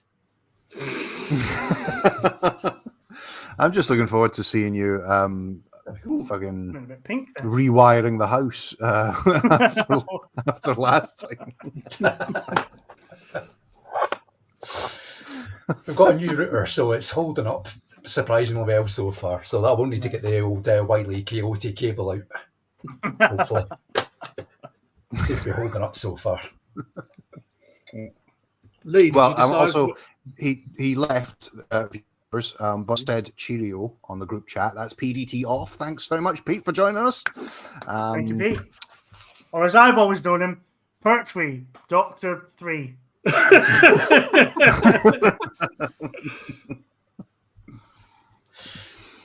got a few more comments. No, we don't.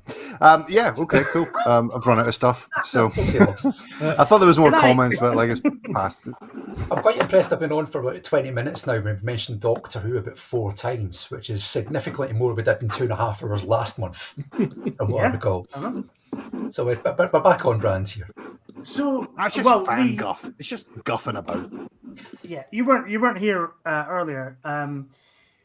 The Dexesio Funmaker asked us about collections and whether or not we buy any old shite when it comes to Doctor Who. So I'm going to put that question to you. Do you buy any old shite when it comes to Doctor Who?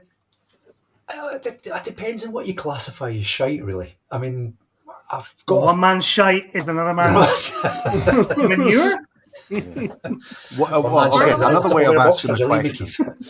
Another way of asking the question is, what have we all bought that the second the transaction has gone through, we've went, fucking, I didn't want this. Why did I do this? Free Paul McGann. I can answer this. Sorry, what was that? Free Paul McGann figures count. Oh, we wanted one. Had to get the other two. Oh wow! It was in the box, so. I've got two I don't know what to do with. They're at the far corner of the row of doctors, like, exiled children from a sort of fractious family. With his man bag sitting up there all by himself. My one is, and I mean no disrespect to Cutaway Comics. I mean no disrespect to Philip Hinchcliffe or any of all the writers that wrote for it.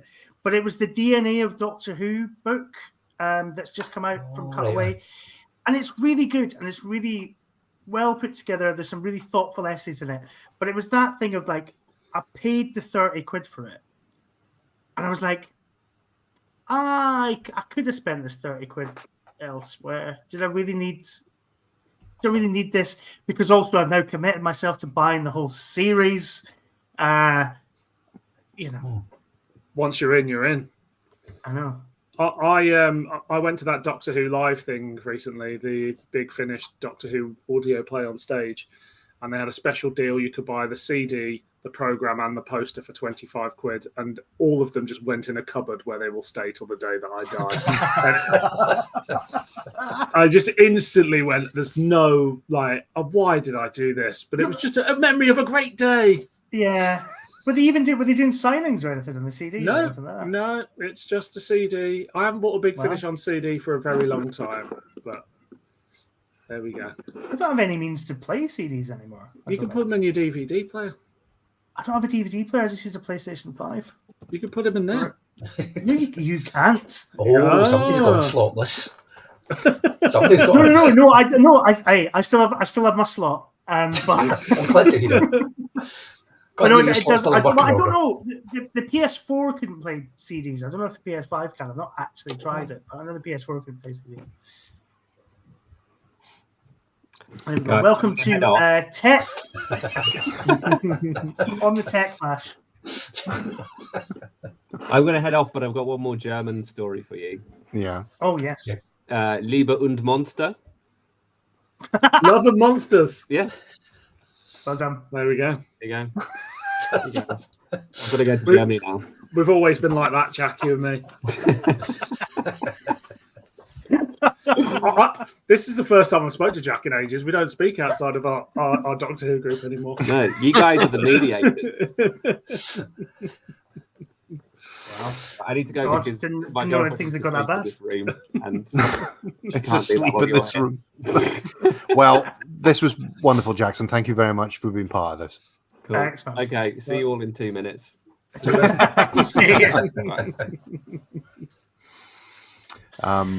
So guys, real talk about stuff that we maybe feel a wee bit bad about spending money on. Okay. Doctor Who: The Collection Blu-ray box set. I mean, have we ever gotten it and went, "This was worth it"? I mean, if we're being real about it, have we ever actually received it and then went, "Yeah, no, this was worth it"? Because I can't really see that much of an upgrade from the DVD picture. And no, I take exception to that. I think you're right with the studio stuff. It does really, but Time Flight has never looked as good as it looks on Blu-ray. Oh, brilliant! And that's a sentence I never thought I would fucking say, but it is true. I take it back what I said. Yeah, no, you've convinced me, Mark. Yeah, well done. But what I would say, the appeal of the collection to me is that it does save a lot of space. It saves a lot of shelf space. But have you got rid of your DVDs? Exactly. Yeah, that was exactly the question I was about to ask. But Dylan just I got rid of my DVDs. I don't need to keep the fucking DVDs as well. Yeah, I'm fun. Yeah, I've just because all the special features will just get fucking shifted around all the other Blu-ray boxes. Not the uncut. Jim will fix it. You are never seeing Jim will fix it again. Mate. Don't even. I can live with that.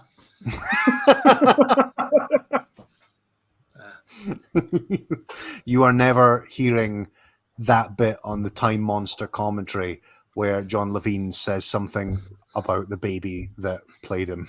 Oh, no, that is a point. Actually, is that not on the Blu-ray? It's not on the Blu-ray. It's only this. I can't even remember what he says, but he says something.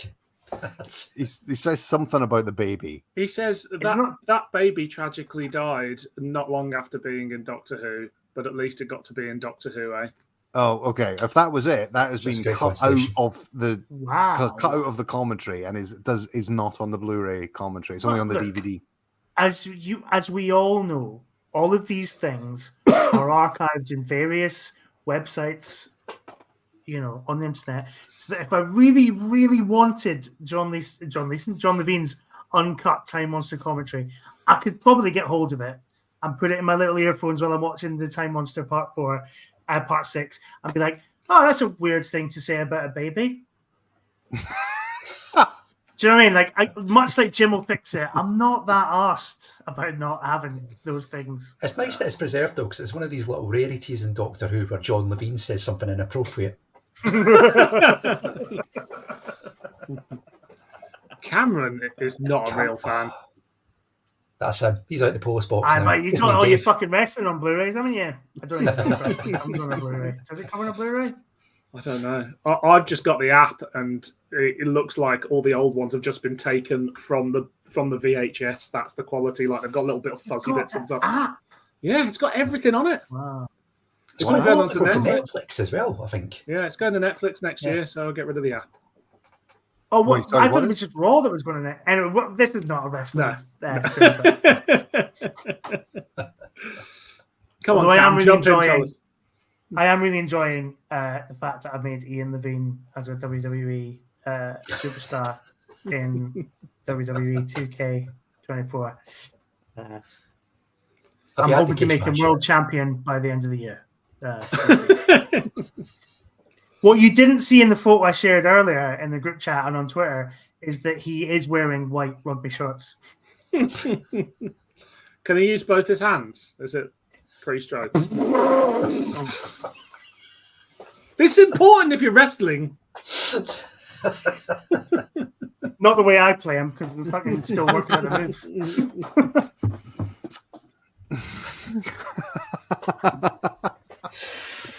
It's not what I thought that sentence was going to go. But the Blu-rays are like, you're paying 50 quid for Peter Davison and Janet Fielding in a car for an hour. Like, it's not, or on a train for an hour. Like, are we happy with this? Is that? I mean, that's if money's not well spent, but that. Yeah. What I like to pay money for is to have the same anecdote told at least 14 times over each of the discs, because no one's got anything new to say and hasn't for the last 30 years. But this time you're getting them in the crystal clear 5.1 surround sound. Yeah, exactly. So the completest Dennis has to go get those. Yeah. I'm sorry, gentlemen. I'm going to have to stand up for the collection here. I think, look, it's the gold standard of archive television, like, restoration. And I think there's a lot to be said for that. And I think that there's a lot to be said for how that can be rolled out. And we're starting to see it, although it is very funny that we're starting to see it in just, like, when you would go to it, like, local groups, you know, and people, if they weren't talking about Doctor Who, they were talking about Blake Seven or the Box of Delights or Quatermass or whatever. And I feel like what we're going to have now is we're going to have the Blake Seven collection, we're going to have the Box of Delights on Blu-ray, then there'll be the Quatermass serials, whatever's left of them. We've already had Quatermass on Blu-ray, haven't we? No, only Quatermass in the Pit, isn't it? Yeah. Right, okay. But I think it's great. I do as well. I do draw the line, though. This is it. I'm not, when they go, oh, we're bringing them out in 4K, I'm like, fuck off with that. It's not, you know.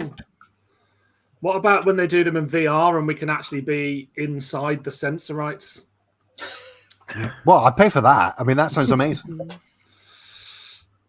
Great. You know. I don't pay to be inside the Sensorite. I don't have to. Make up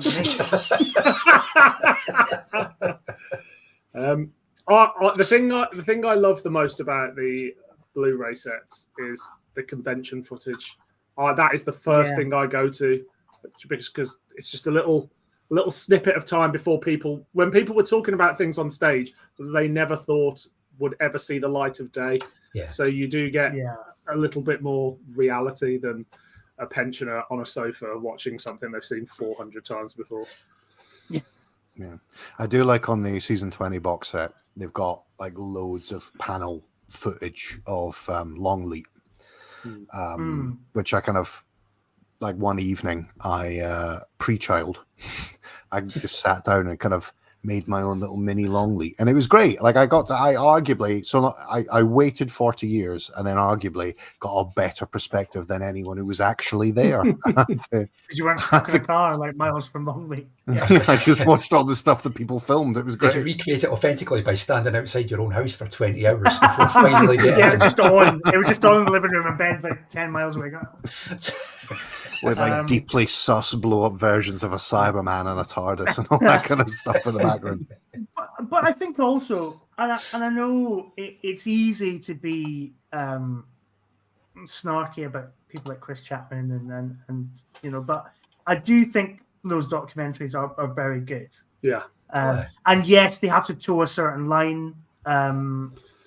Certainly the John Nathan Turner one is a more sanitized version of that life story than the Richard Marson book, but they are really good. There's a real sense of like emotion and there's like great stories being told. They're not just doing they're not just doing like and I love Mythmakers and all that kind of thing, but they're not just going like, remember, like, so the Jacqueline Hill's Mythmakers is essentially a bunch of people who are still alive talking about how great Jacqueline Hill was, and then there's some panel footage, which I think is on the season 2 Blu-ray now. Is that right? So, the yeah. sort of unedited version of it. Whereas I think the JNT one and the Graham Williams one especially, it's telling a story about somebody, and it's a proper like the Graham Williams one particularly. It feels like a proper documentary that I think, shorn of the Doctor Who thing, I think you could still get away with showing people because it's about the pressures of sort of working in film and television and that kind of idea of the kind of frustrated artists. And reading his Nightmare Fair novelization recently, maybe he wasn't the great writer that he always wanted to be, but I think it's still a fascinating kind of insight into that guy. I think you could show something like the John Nathan Turner one or the Graham Williams one on like something like BBC 4 and nobody would bat an eyelid in sort of the lineup, which I don't think you necessarily could. Some of the making ofs that are from the DVD range and stuff like that, where they're all like the only people that would get anything out of them is fans. I mean, Graham Williams one kind of proves the worth of these things because it tells us something that we didn't know about him. It's like how he met his end. We just assumed he died of natural causes, and it's far from that being the case. So. Yeah. But they said he died in a shooting accident, didn't they? That was what the story. Because I didn't even know that. I didn't even know that was the story. Yeah, but obviously it was not an accident. But very sad. Well, lads, you have convinced me. So, Mark, I'll give you 5 or 10 for each of those box sets behind you. Tenner. Can't say fairer than that, mate. I mean, you've sold it. I'm skint, but I'm not that skint. So Gareth brings up an interesting point. Would Nuhu get the collection treatment? I know I know the guys doing the collection. That would be the documentary that we would love to see, an Eccleston documentary. I mean, I think we were close, until Russell T Davies came back, and I think anything like that has now been pushed much further down the line until he is not in charge of the show. Because there's no way Eccleston, there's no way that RTD's letting them have access to the rushes for Rose to see Keith Boak and Chris Eccleston having a disagreement. And that is a great title for it.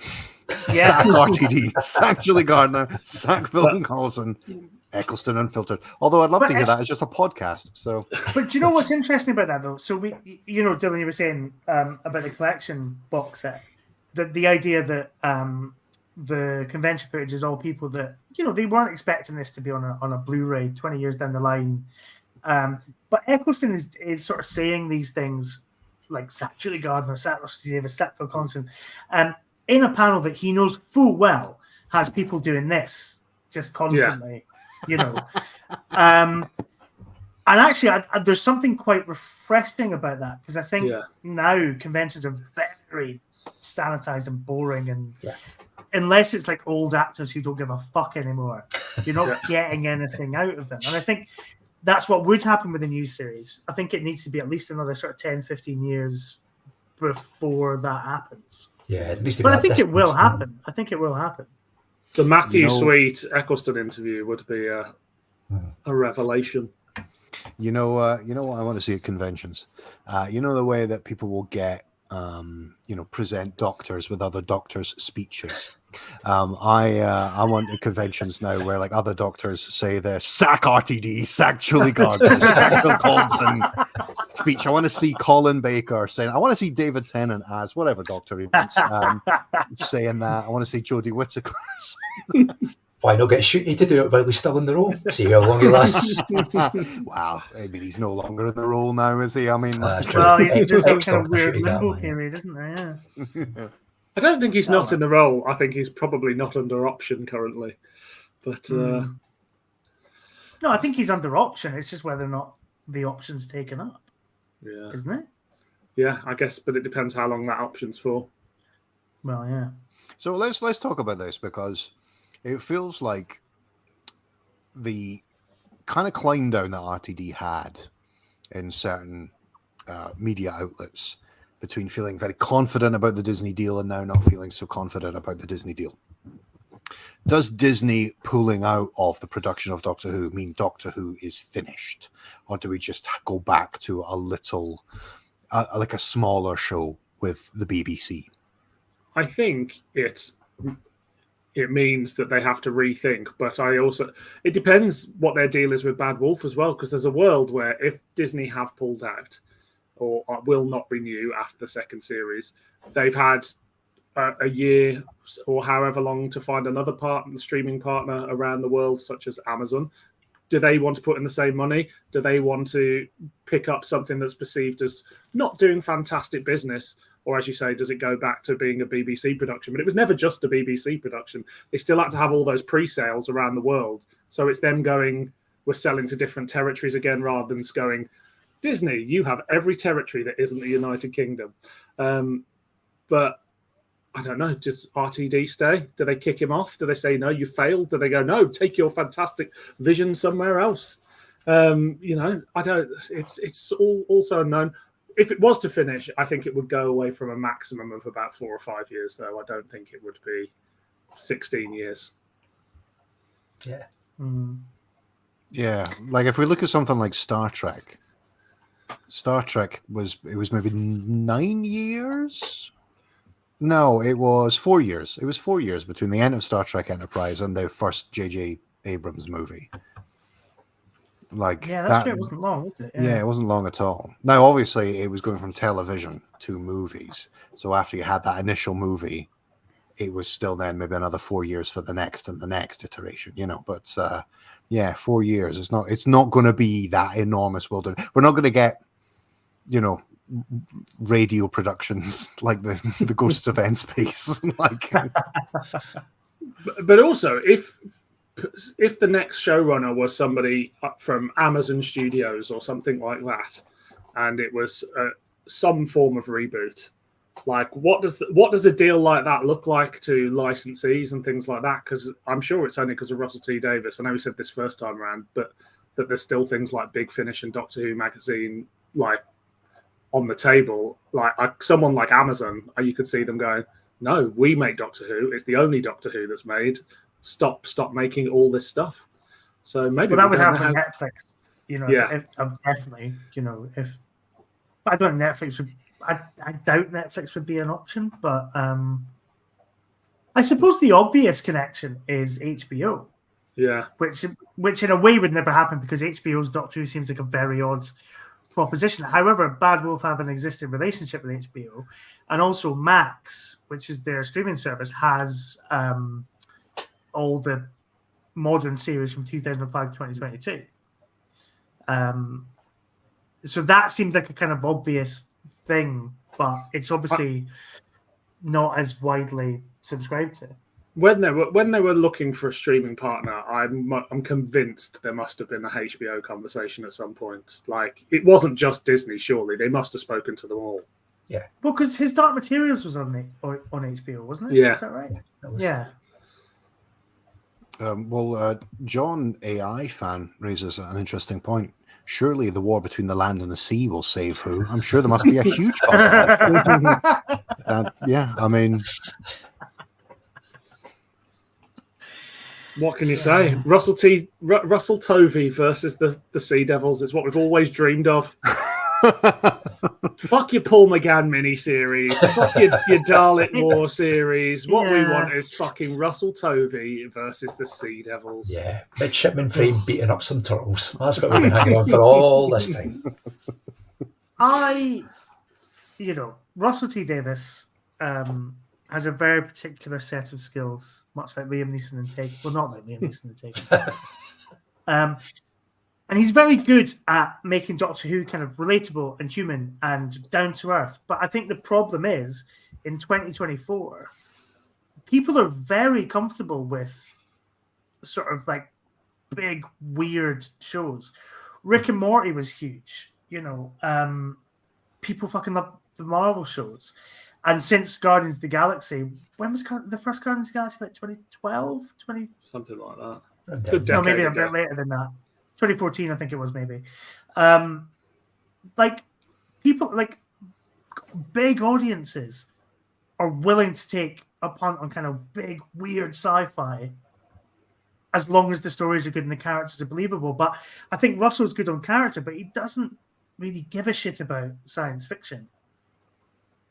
And I wonder if that's what's kind of holding Doctor Who back, is that it feels very kind of homespun. And I think the spin-off's the perfect example of that. It rather than going, right, let's do fucking Danny Dyer as Sabalon Glitz as the Mandalorian. They're going, what if we do Torchwood again, but maybe a bit safer, and we'll have the Sea Devils in it?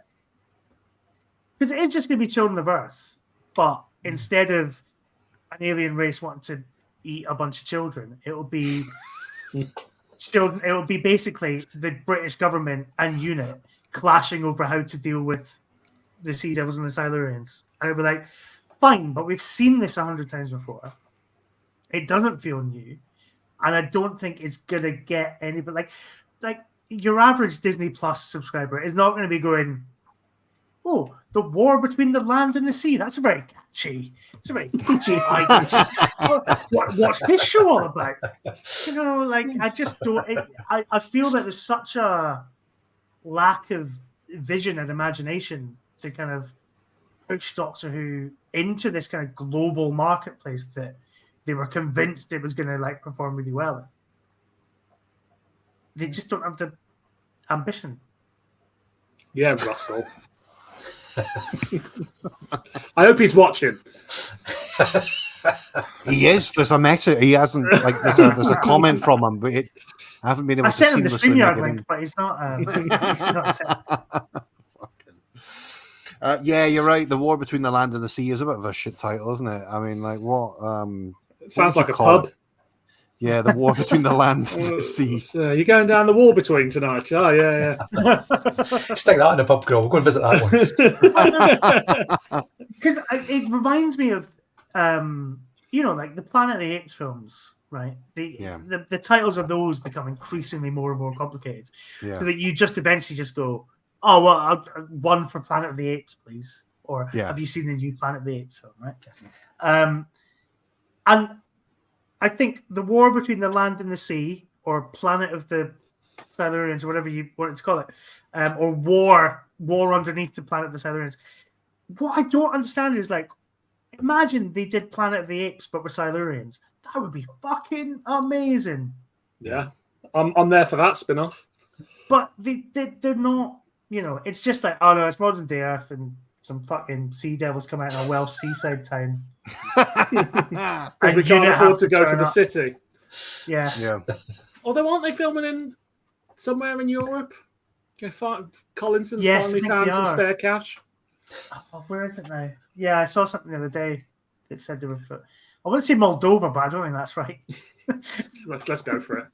Montenegro? I don't know, but I was something with an M. I'm sure. They finally paid the down payment off on the new TARDIS and the unit HQ, and they can afford to go abroad again. I mean, they're definitely using the unit HQ for the series. Like, no way, they're not. That feels like that was the specific instruction for building that set. This is going to be used more than the TARDIS set. That and the memory TARDIS, and they went, make sure you make that as small as possible so you can't shoot anything on it at all. And then we're going to shoot 6 separate mini dramas on it and put half of a finale in there. Yeah, and Bonnie Langford must not have any dialogue at all. She's prominently in the episode in the sort of cut to reaction shots, but she mustn't say anything. And Yasmin Finney, shut her up. Yeah, give her an iPad. Oh, it's just, oh god, there's so many glaring shit bits in Doctor Who now. It's like, how did like, you know, I like wee Lenny Rush, but like, he's definitely a wee boy on a scooter that was firing into the back of a unit soldier when he was in long shot. Like, and it was firing in the back of a unit soldier.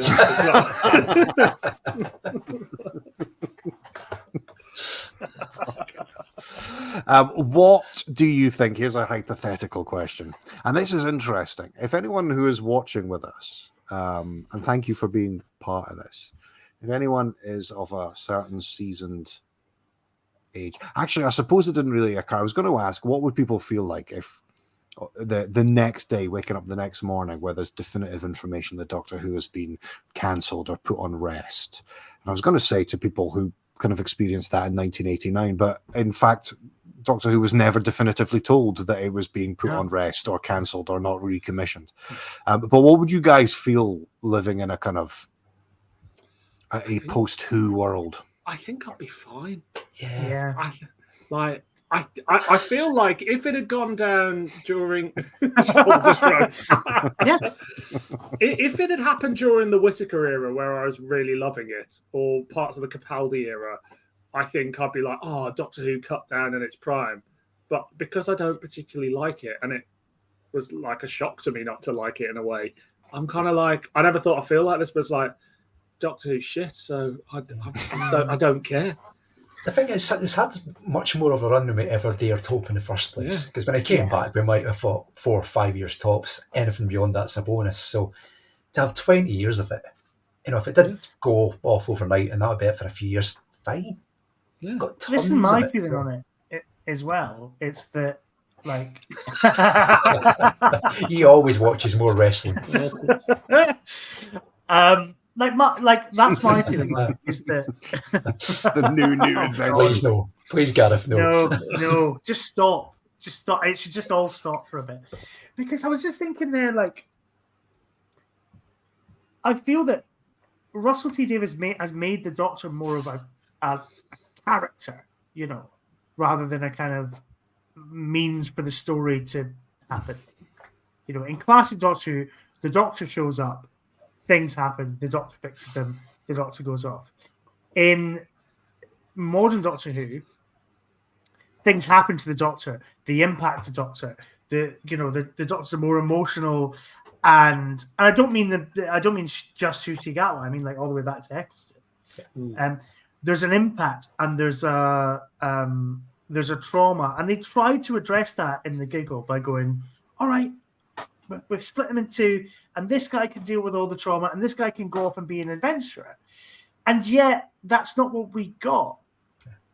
We got a Doctor who was bogged down by the fact that, like, a fucking dog's been sat on his TARDIS for 40 years. So I think it does need an actual just full-on rest, and we just bring it back as just, here's the Doctor, they're traveling space and time, off you go. Because there's too much lore, there's too much weight and emotional baggage, and it's all just a bit exhausting, and it feels really tired. And But do you not think that's what they tried to do? Like separating Ncuti's series off from the 60th anniversary specials. Do you not think that's what they were attempting to do? That's exactly what they were attempting to do, and then for some reason decided not to do it. And mentioned Mavic Chen straight away. Well, there is that. But look at Church on Ruby Road, right? Like, that's a Doctor that's full of, like, say what you like about the story. But in terms of the Doctor, he's in a nightclub. We've never seen the Doctor in a nightclub before. Yeah. He's like the health and safety fucking guy for the gin and tonic. Well, I'm not saying it's a shit idea. I'm saying it's a good idea. There was shit they realised. That, you know, like, he's having fun. He's properly, like, he's running across rooftops and, you know, like, sassing Ruby Sunday. And then it just starts to... And I don't know if it's the choice to make him more emotionally vulnerable. So he's crying or he's running away from Maestro or what it is. But it just feels that we had this opportunity to properly... And I think they and I know Dylan might give me shit for this, but I feel Chris Chibnall made the same mistake. He gave us Jodie Whittaker as this kind of... But he gave us Jodie Whittaker as this kind of like 13th Doctor who was unencumbered by her past. She was just a mad space ant who was just off on adventures with her friends. And then we get season 12 and it's just like, oh, no, actually, you've had a lot of shit happen in your childhood. And that's going to now define your story as it kind of goes on. Yeah, I get that. The season 12 did feel like a bit of a greatest hits of the new series. But I think that era's bookended by 2 seasons that are fresh and different. And I would agree with that. But I think what I want from modern Doctor Who, I think we've done the Doctor as the kind of the main character, the lonely god, the guy that shit happens to, or the girl that shit happens to. Thank you, Daniel. Thank you. I think what we need is a companion, a properly well-drawn, nuanced, 3-dimensional companion who has shit happen to them and is changed by that. And the Doctor's kind of just there as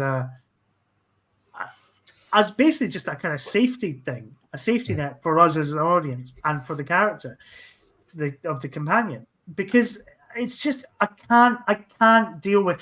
I swear to God, if next series starts with the 15th Doctor feeling all bad about how he almost killed all of life in the universe by letting Sutekh ride around on his TARDIS, I might just stop watching. Because I'm so tired of it. I'm so tired of the dark Doctor who's, you know, got all sorts of shit in his past. If it were a bit off series finales, though, that'd probably go some way to fixing that, because every single series has to get to a point where some sort of momentous high-stake things happen.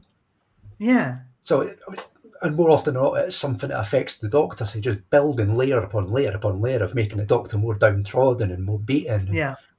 So if you take that out as well, that would remove that need to have this massive thing happen to. Yeah.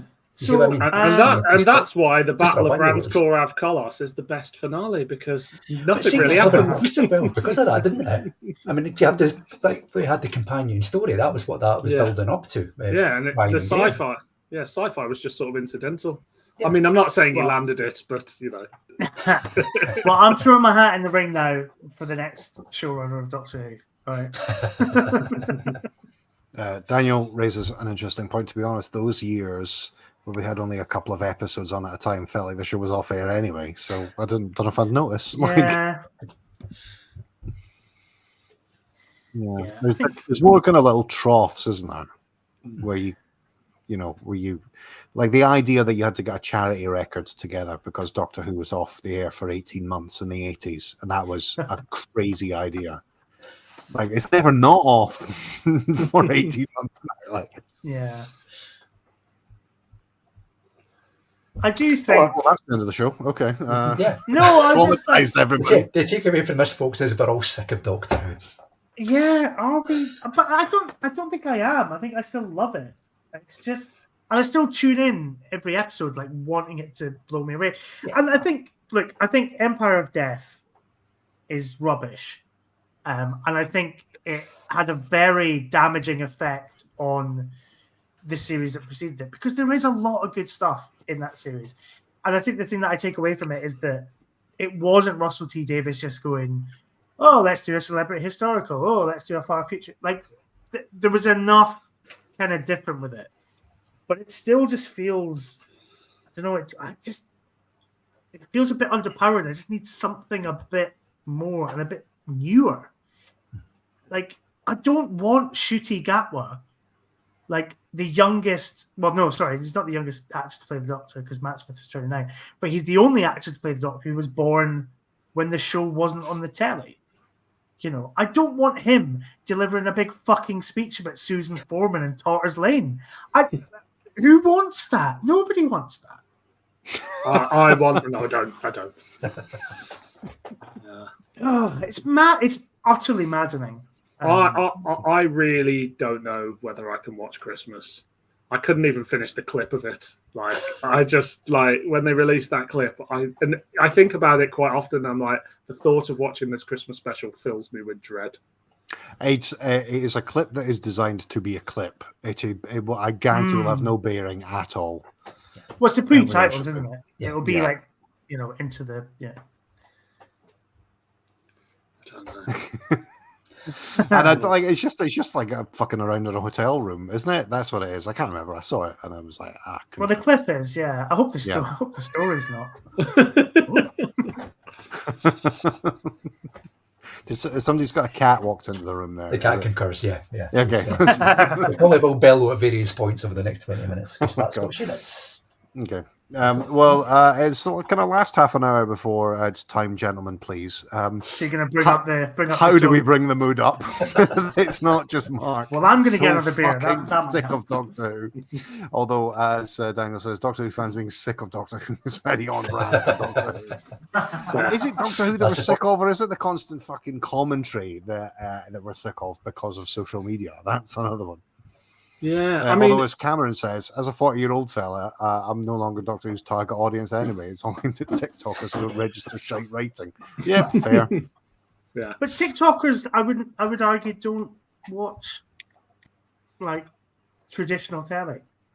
Well, yeah, we prayed for a miracle, and a miracle has happened. My God, what's happening? The Digestial Funmaker himself has decided to tear from beyond the veil. Here's one for you. Has anyone had a letter published in Doctor Who magazine? Now, he knows the answer to this. But I don't know necessarily if Dylan or Lee has a letter. Have you? No. I've not had a letter, but when my book came out, it got a review in there, so that was the most exciting. How was the review? It was a positive review. Okay, cool. But it was. Who wrote the review? I can't remember. Somebody with incredibly great taste. I'd have to dig it out. But that was a proud moment in my life, seeing my name in Doctor Who magazine. I jizzed all over it. And they never wanted to do like a follow-up interview or anything like that. I mean, it was a very niche book. I was lucky to get a review. Also, DWM are quite funny about stuff that isn't official merch, isn't it? Or at least they used to be. I think they kind of still are, from what because I have spoken to Jason Cook, but I can't say why. I don't think. I don't know. Jason Quinn? Jason Quinn, sorry, not Jason Cook. Who's Jason Cook? That's the Doctor Who person. You're taking Benjamin Cook and Jason Quinn. And no, there's a Jason Cook, but maybe they're not Doctor Who related. Jason Cook is a Geordie stand-up comic who writes all those Johnny Vegas, Shan Gibson murder stuff on UK Gold. I think that is exactly what I'm thinking of. So Jason Quinn, I have spoken to Jason Quinn. But I think, it's very much a brand magazine now. So, I think a review, you're lucky if you get a review. They're not going to do like a feature interview. They stopped around the early part of Matt Smith trying to review everything, because at one point that was their thing. It's like, we can review all the big finishes, anything that Real Time's doing. Exactly. But then all the little books like, Chicks Dig Time Lords and About Time and all that sort of stuff. And then they were just like, we can't do this. So then they became very selective. And then I think there was a point about 5 or 6 years ago where they went, you can only do, or we're only going to do officially licensed stuff, which makes sense. Right. But I mean, they don't even review the episodes anymore. Do they not? No, they don't even do that anymore. That's because they're shit. They stopped doing it for the 60th anniversary specials. Now, weirdly, they have reviewed the targets of all of the new episodes, but they've done it in such a way, which is how do we purely review it as a book and say nothing at all about how we feel about the original material? But, look, Ben, the Excelsior filmmakers asked the question. Yeah, and I think it's time to trot out the wonderful anecdote that we're all here for. Because I've had a letter published in Doctor Who magazine. Yeah. It was about the Daleks. I think it was just after you had a letter of the month, mate. I mean, don't be coy. Don't be coy about it. It was just after the Daleks went out. Oh no, it wasn't. Sorry, no, it wasn't. It was the 50th anniversary of the Daleks. Yeah, and I wrote a letter talking about how the Daleks and the Doctor had kind of become more of a hero after he met the Daleks, and the Daleks had become more evil. Anyway, I wrote this whole wanky thing, and they published it. And I won a copy of Tombship, which I think is still in the cellophane somewhere on these shelves. In fact, yeah, I can see it right there. It's still on the shelf. I quite enjoyed Tombship. I still haven't listened to it. Because I don't have a CD player. As we doesn't have the slot. Exactly. But Ben, you also. Yeah, all right. So I have had a letter published in Doctor Who magazine legitimately now. So I'm very happy about that, which is not as nearly as interesting as Derek loves to set little Doctor Who challenges, and they're a lot of fun. Like, they're great. And he set us, this is maybe about 5, 6, maybe probably 10 years ago now.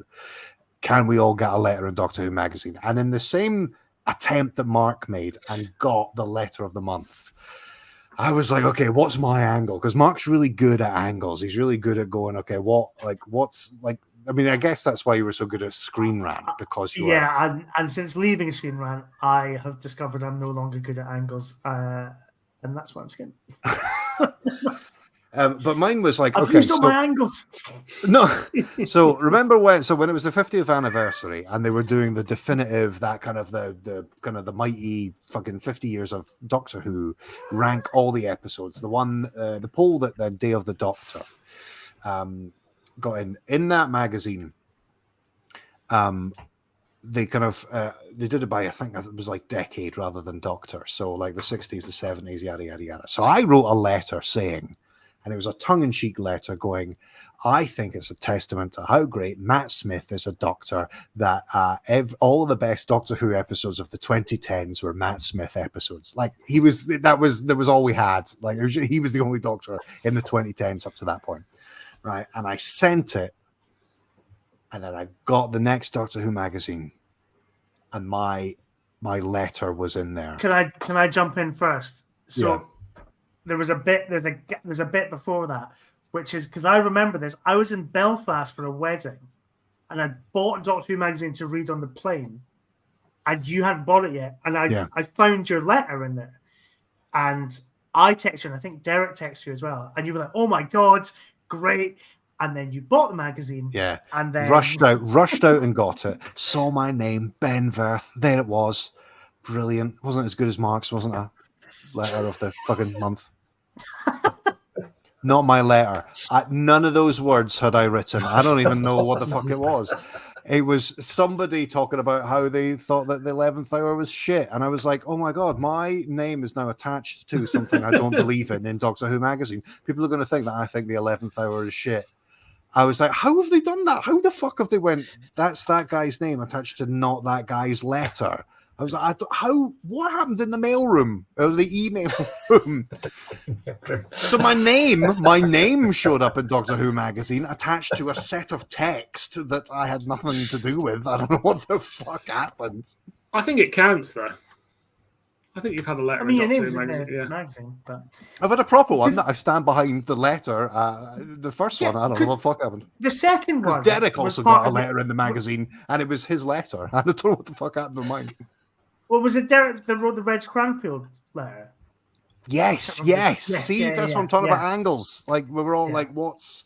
So he was talking, it was a letter going, let's have a little 50th anniversary toast to the very first person you ever see in Doctor Who, Reg Cranfield. He's the policeman at the start of An Earthly Child. Yeah. And also, yeah, I mean, like that was the thing, probably because both of you had heartfelt letters that genuinely meant something. And I was just some fucking wido that they were like, he doesn't mean it. He doesn't have his heart in this game. But fuck him. What was this? What was the second one then? Was that when we did get to Flux? Yes. So remember when Doctor Who magazine was doing kind of like an image per year of Doctor Who's 60 years of history, and they were talking about BBC Cult website, and I was like, this is exactly what I'm talking about. When you get to this is my fandom. It's BBC Cult website. It's metallic tins with Cybermen and 2 VHS inside. It's it was that cult website of like Star Trek, the USS Voyager with Mulder and Scully and a TARDIS. That was their kind of little thing. Do you remember when like Amber Benson from Buffy the Vampire Slayer would do flash animation comics that then were the kind of the thing that led to Scream of the Shalka being made? Oh, right. Okay. With Cosgrove Hall. No, I don't remember. Okay. Am I gonna have to? Yeah, am I gonna have? No, no. It was like something about some like vampire thing. It was like an original kind of fiction. She played Tara in later series of Buffy the Vampire Slayer, and she was also a comic book artist that did some like flash animations about vampires. I can't remember exactly what it was, but like they were being put onto the BBC Cult website before we get Scream of the Shalka. They were also by Cosgrove Hall. So it had that same sort of kind of character design that you would get in Shalka. Wow. So there. That was my hilarious. My friends. So I've eventually gotten it. It was, if anyone is interested, it was last year. It was the one that Mel is on in her. Because I can't remember. Did I get a letter in the magazine that time as well? Yeah, you must have done. Look how nonchalantly. Oh, I'm going to just dig under my desk here. I'll be back. I've forgotten all my letters in Doctor Who magazine because I've got so many letters in Doctor Who. I genuinely have forgotten. The way he came into brain there. Lee, I think this says we need to start doing a lot more letter writing to Doctor Who magazine. I think a campaign is needed, Dylan, Yeah. Can you imagine how much more interesting Doctor Who magazine's letter page would be if people like us got involved rather than fucking I live in New Zealand and let me tell you, the church from Ruby Road was my favourite thing I've ever seen. Let's not make it easier for ourselves, Dylan. Let's write in letters to Doctor Who magazine that have no relation to Doctor Who whatsoever. See who gets printed first. Okay. And if you don't want to get into Doctor Who magazine, remember you can also write a letter to Inside the Ropes. So I've got Ben's letter there. That is in Doctor Who magazine 595. Yeah. So hang on, I'm going to find 594 because it was and 596. Okay. Because it'll be either side of that. It's like he's going down to his cellar to find because Daniel Ronsley is really wants to know which DWM issue is Mark's letter. Well, the way Mark goes on, it's in every fucking DWM, mate. So take your pick. I found it already. It was in 594. There's no way he was looking for it. He had that fucking folded underneath the table. I genuinely didn't. It was when you said it was Bonnie Langford on the front. I was like, okay, I can date this because it was part of the Get to Flux season where Derek was setting us challenges every episode. Yeah. So I knew it would be either side of this. So my letter was, I think, so it was when they were doing that poll of like all the best, what's your favorite 13th Doctor, what's your favorite 12th Doctor, etc., etc. And I basically wrote a letter about this Saranga conundrum and talking about how fucking great it was. So there you go. And that got published.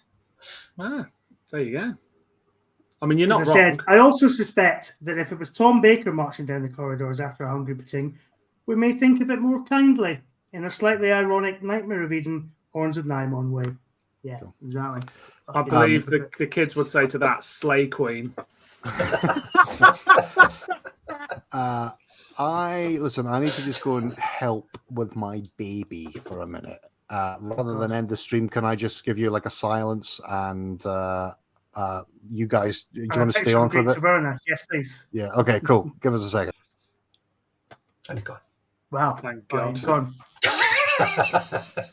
Who invited him? His baby Ben always from Doccy Who podcast. Good idea, bad idea. His baby always kicks off 10 minutes before the end of this stream, doesn't it? Because it goes to his last orders. It's getting us round then. Fair. Yeah. We'll make a podcast out of that baby. It's going to happen. Before you know it. You need to have a kid so that they can podcast together. I absolutely do not. And we all know that podcasts with stand-up comedians doing stuff about their children don't exist. It'd be completely yeah, well, exactly. It's the last fucking refuge of the, washed up stand-up comedian. No offense to Richard Herring. Is that what he's doing? No. But he did. But there was a real, like, with his stand-up stuff, there was definitely like a real kind of like tipping point of like, oh, he's a dad now. He's quite happy with his life. And then he got cancer, and now he's like, back up. So. Fucking hell. I mean, it's true. Yeah, it's true. But he jokes about it as well. It's just like, it's that thing of, turning that into a stand-up set. Indeed. But anyway, Doccy Who, Good idea? Yeah. Bad idea? Bad idea. Bad idea at the moment. Very bad idea. Yeah. Does William Hartnell know what he started? He thought it could run and run and run. But did he really foresee this? But David Whittaker said it would run and run and run, not William Hartnell. Yeah, I know, but we say it's Hartnell, right? Because that's what everybody else says. Yeah, I guess. Yeah. Poor old David Whittaker. Does it run on too long? I don't know. Yeah, as the doctor said, everything dies.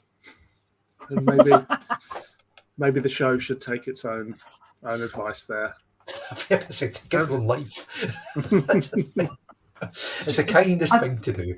Do you know what I find funny though? And is that there's this whole idea of this kind of generational conflict within Doctor Who fandom. So you've got the old guards who hate all the new stuff, and the youngsters who are just like, oh, it's all great, it's all magic.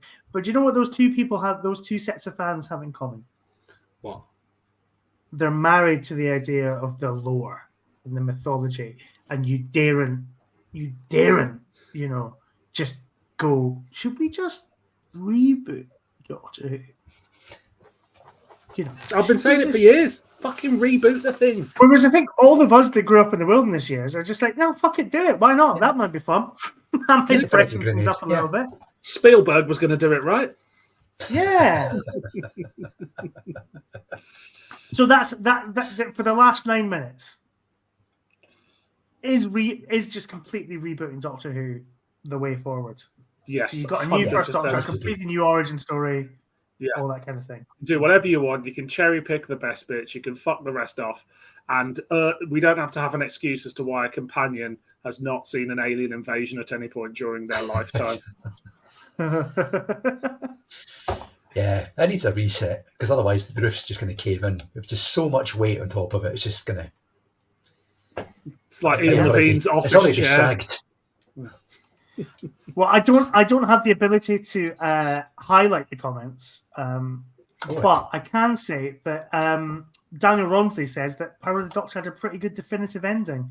Yeah, which it did, obviously, until David Tennant showed up. But yeah, you could have just kind of fucked it off there. And that does remind me, actually, Ben and I's friend Martin, he hated the end of time. So, the Doctor sacrifices himself to save Wilf and then spends like 15 minutes touring around all his past companions and all this kind of thing. So he edited it so that the Doctor saves Wilf, gets in the TARDIS. I think he kept the bit where he gives a lottery ticket because that resolves that story.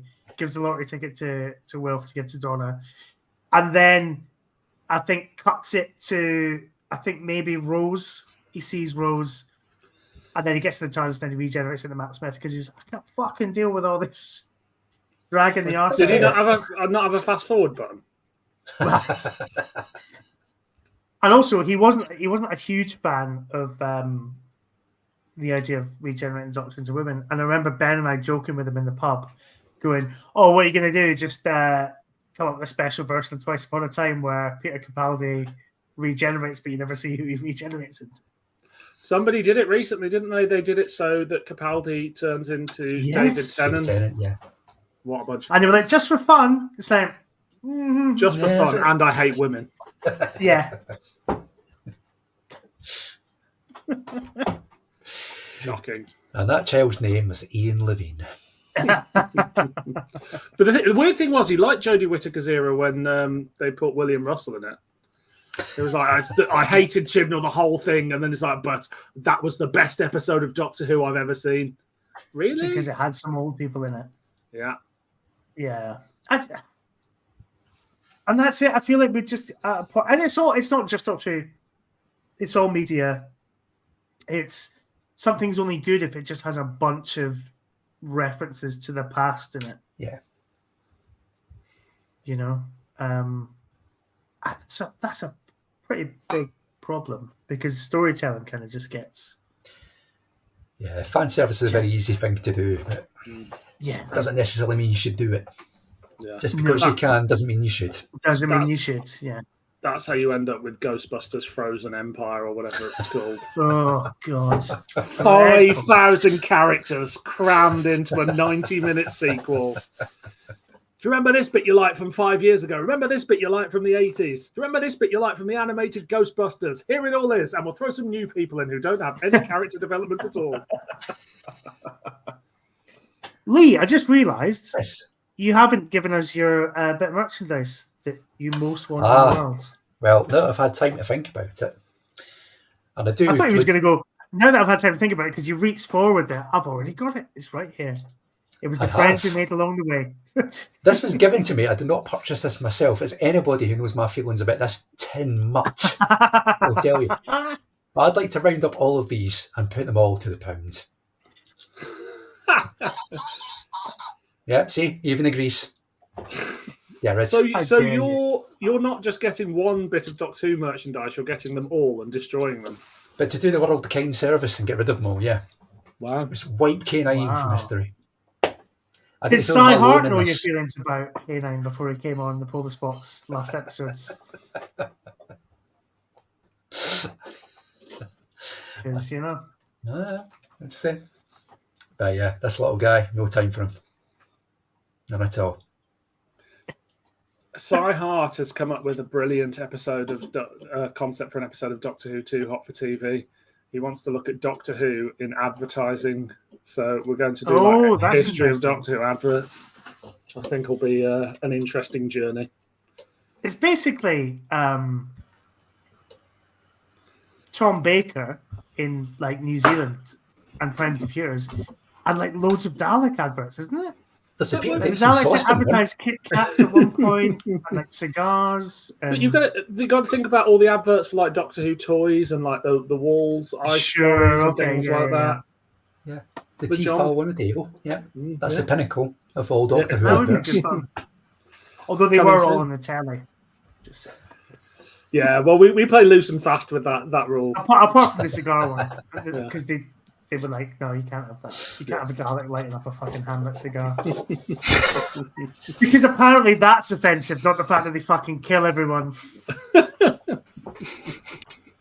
And they're a Nazi allegory. No. But they can't smoke cigars. That's dangerous. Children might smoke. So what was the? I've just jumped in. What was the question? Things we would get rid of? We're just talking about Doctor Who adverts. Ah, right. Okay.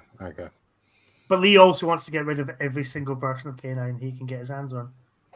Because he's a monster. He's a monster. It's like George Lucas and the Holiday Special. What's K9 ever done to you? What's K9?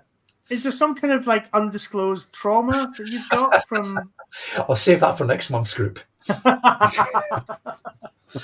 K9 try and shag you?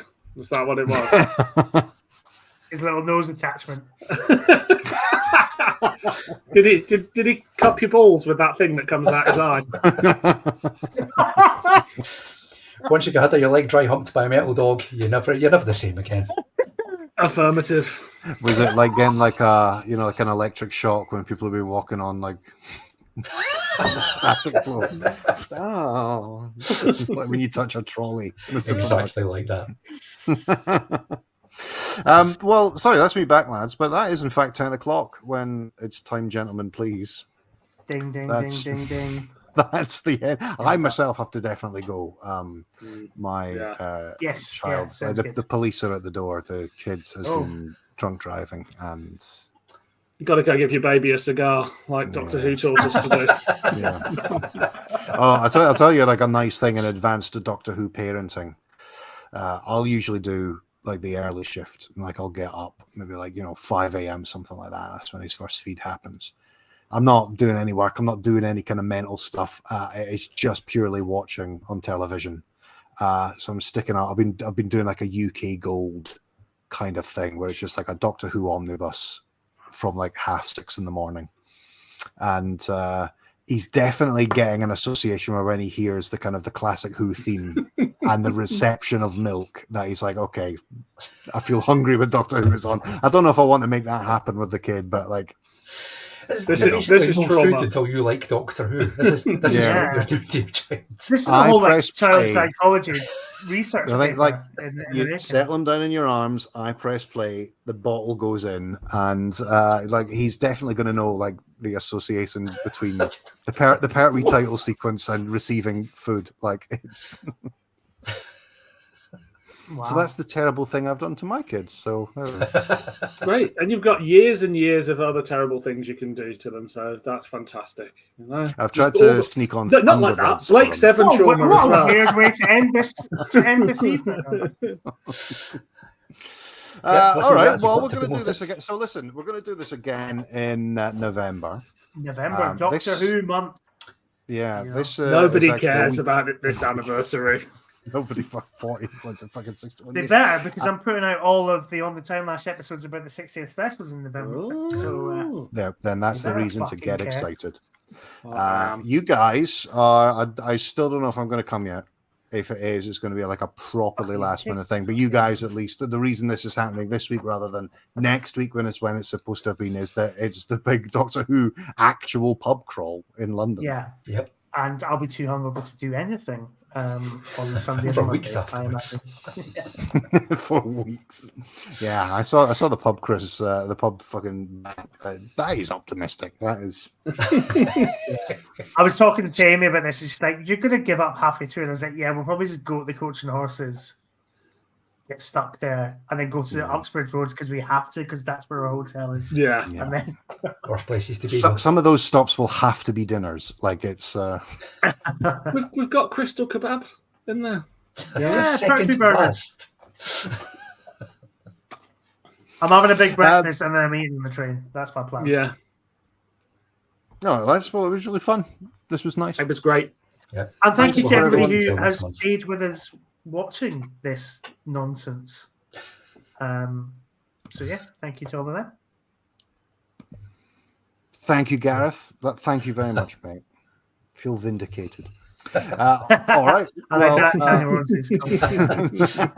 Signing that petition. All right. Let's call it a day. Time. See you later, guys. Please. Good night. Good night, everyone.